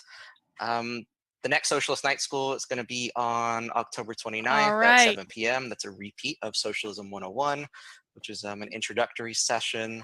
Well, it does look as though we have reached the end of our doubleheader tonight, guys. We learned about Socialism 101, which is that apparently real socialism has never been tried. And then we learned about the myths of capitalism, which also told us that real socialism has never been tried. I do hope you enjoyed Socialism Saturday. For tonight, we do Socialism Saturday every single week on Saturdays at 6 p.m.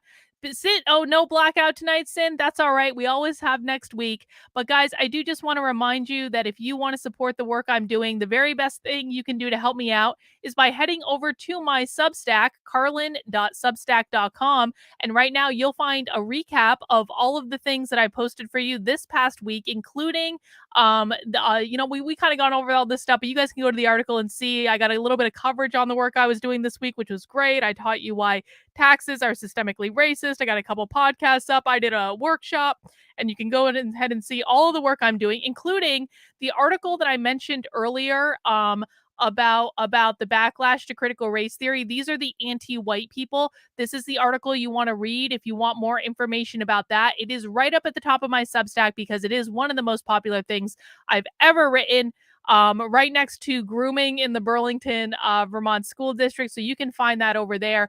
And if you want to support the work I'm doing, you can sign up as a subscriber for $5 a month, $50 a year. You can also sign up for free. I am trying to get 100 new paying subscribers to my Substack by the end of the month.